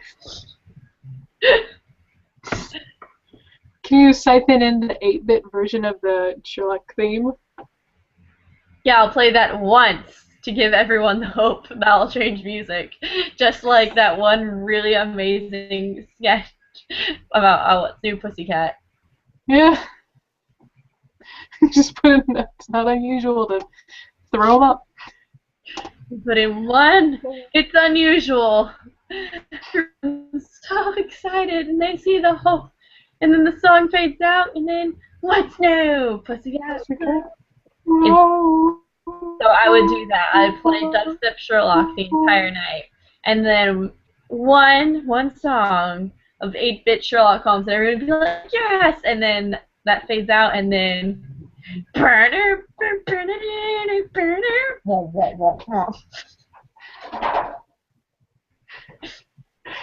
Whoop whoop stop. Whoop, whoop, whoop.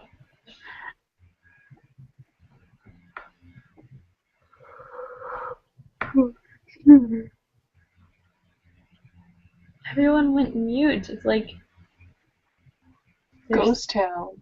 suddenly super. Oh, they're on YouTube? Why? No one invited me. No one invited us. Why? We're just sitting here talking about dubstep, and they're out there watching funny things. Well, I don't know. They have very serious faces on, so maybe it's not very funny. Are they listening to They're listening to dubstep?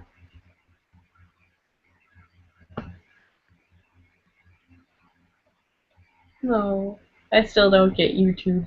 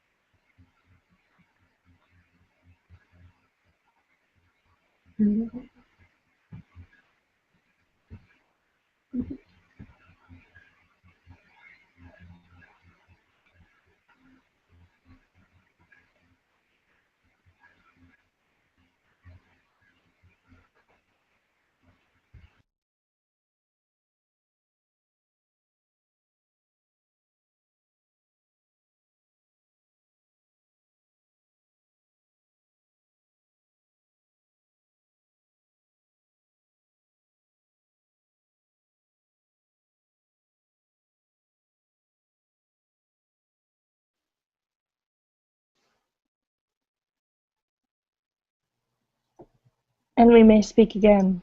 Yay! Except for, yay. Yes.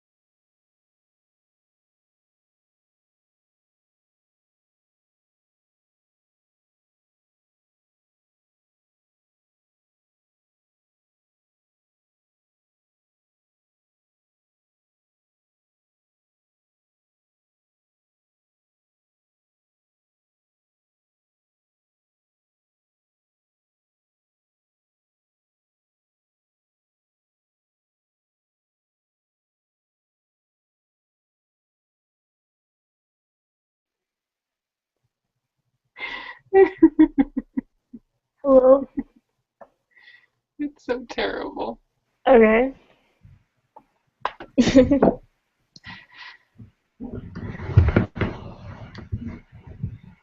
Ooh.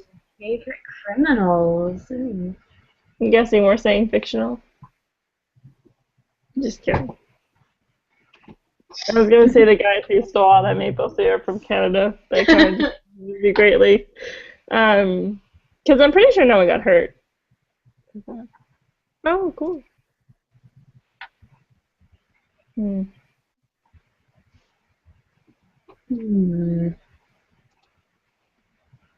Favorite fictional criminal.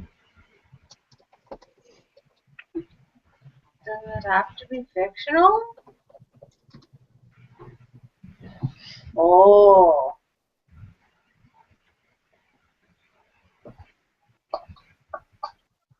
I don't think I really covered any villain as a favorite.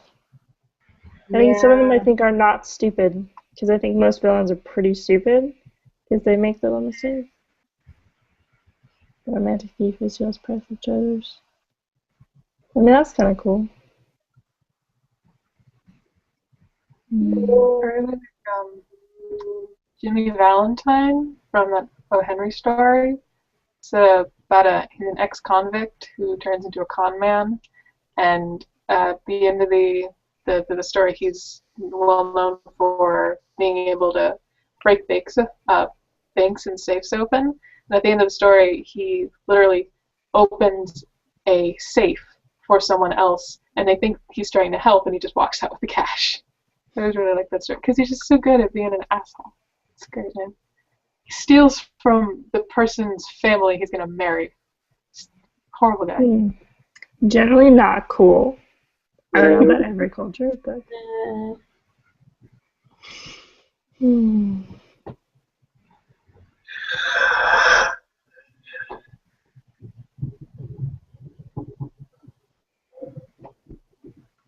I'm getting too What old about for serial this, killers? guys. Serial killers.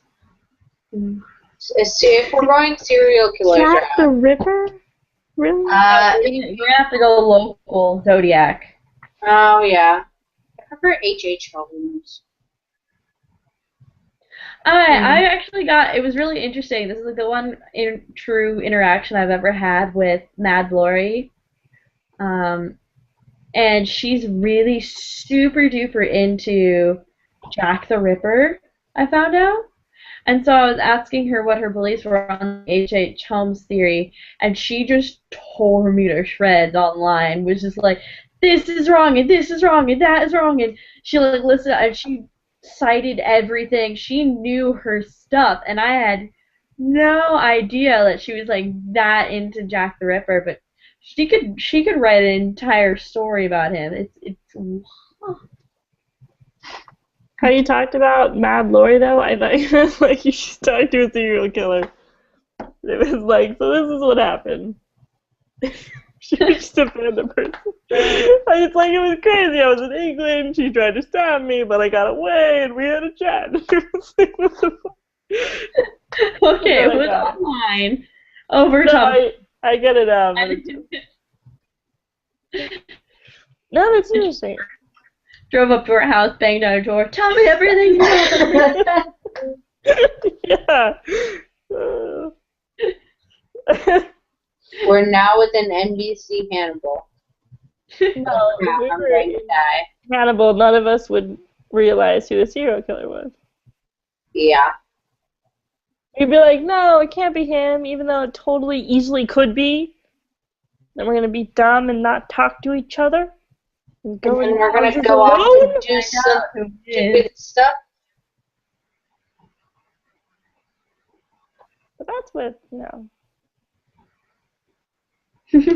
the amount of movies that wouldn't exist if people just called each other on a cell phone. There's just no Yep. problem gonna happen. Or like didn't go into the dark basement, or Alone. Or actually, Didn't move the ancient didn't artifact. take a shortcut. Never take a shortcut. or turned on the lights in their house. Called the police when you heard something bump in the night. Yeah. Went to a neighbor's. Yeah. That's it.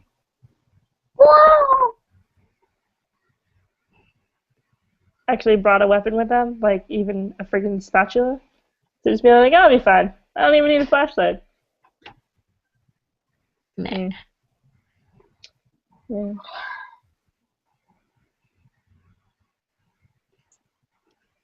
Sherlock is a villain trope. Tripe.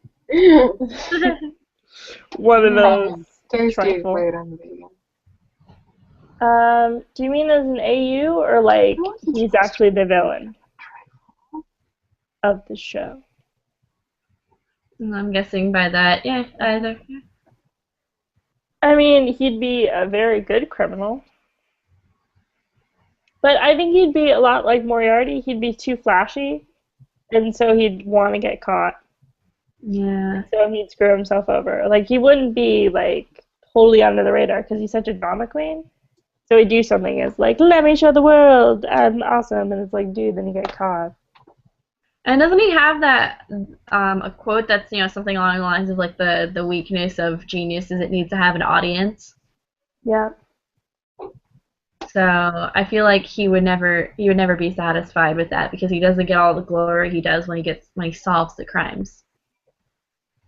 Yeah. I mean, if he was a criminal, he'd just be, like, super cocky about it and, like, leave notes and, like, smile and wave at the camera and then get away with it. Because, it'd be all that they couldn't prosecute him, right? So Carmen San Diego. So what about that Carmen? It all comes back. So what really happened in those 2 years, 3 years, was he became Carmen San Diego? That's what he was doing? I approve. Then Watson finds the costume, he's like, Sherlock? And Sherlock's like, for science. Should've. I'm trying to remember what it was called, but there's actually a really, really, really great AU crossover AU that's Sherlock is the villain. He's actually Hannibal Lecter, pretty much. First movie, already in jail. And John is his sort of Clarice sort of character. And it's like loss of flesh and blood or something like that. I'm gonna have to look it up, but it's really, really well written. I think it might still be a work in progress. From like 2005. Is it one of those? Loss of Flesh and Soul.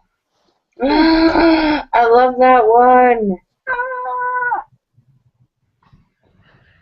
Because it gets really dark, and you can kind of see where he could play that villain because he did get caught, and he's still really well known, and he does get to kind of flash the genius off of it, and kind of seduce John in the meanwhile.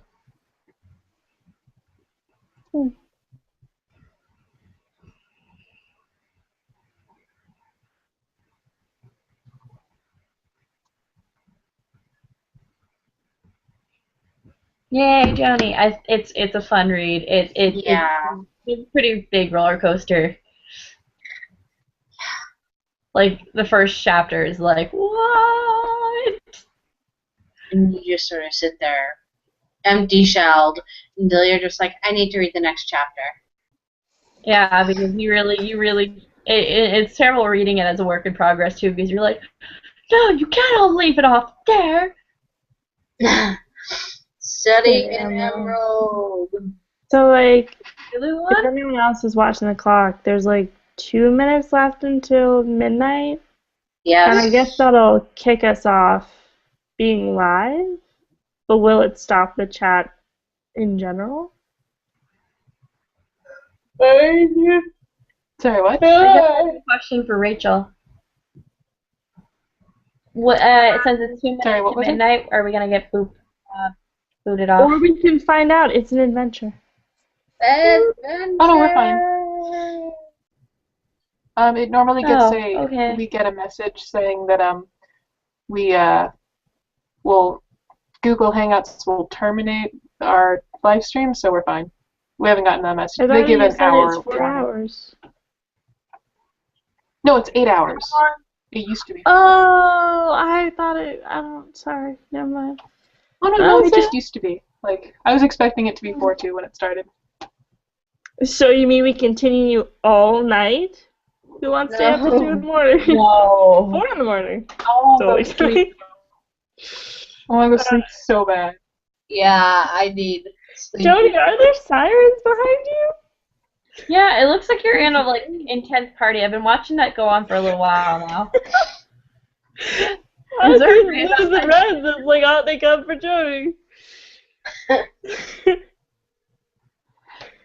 Oh, okay. Oh, right. AX, right.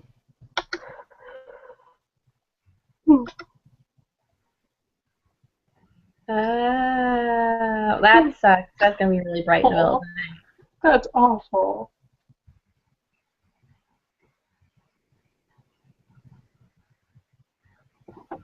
Goodbye, flashing blue light.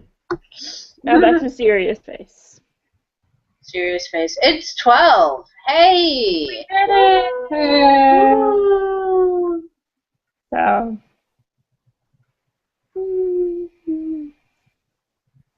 Alright, well, for everyone who stayed for a very long time We was, should end this.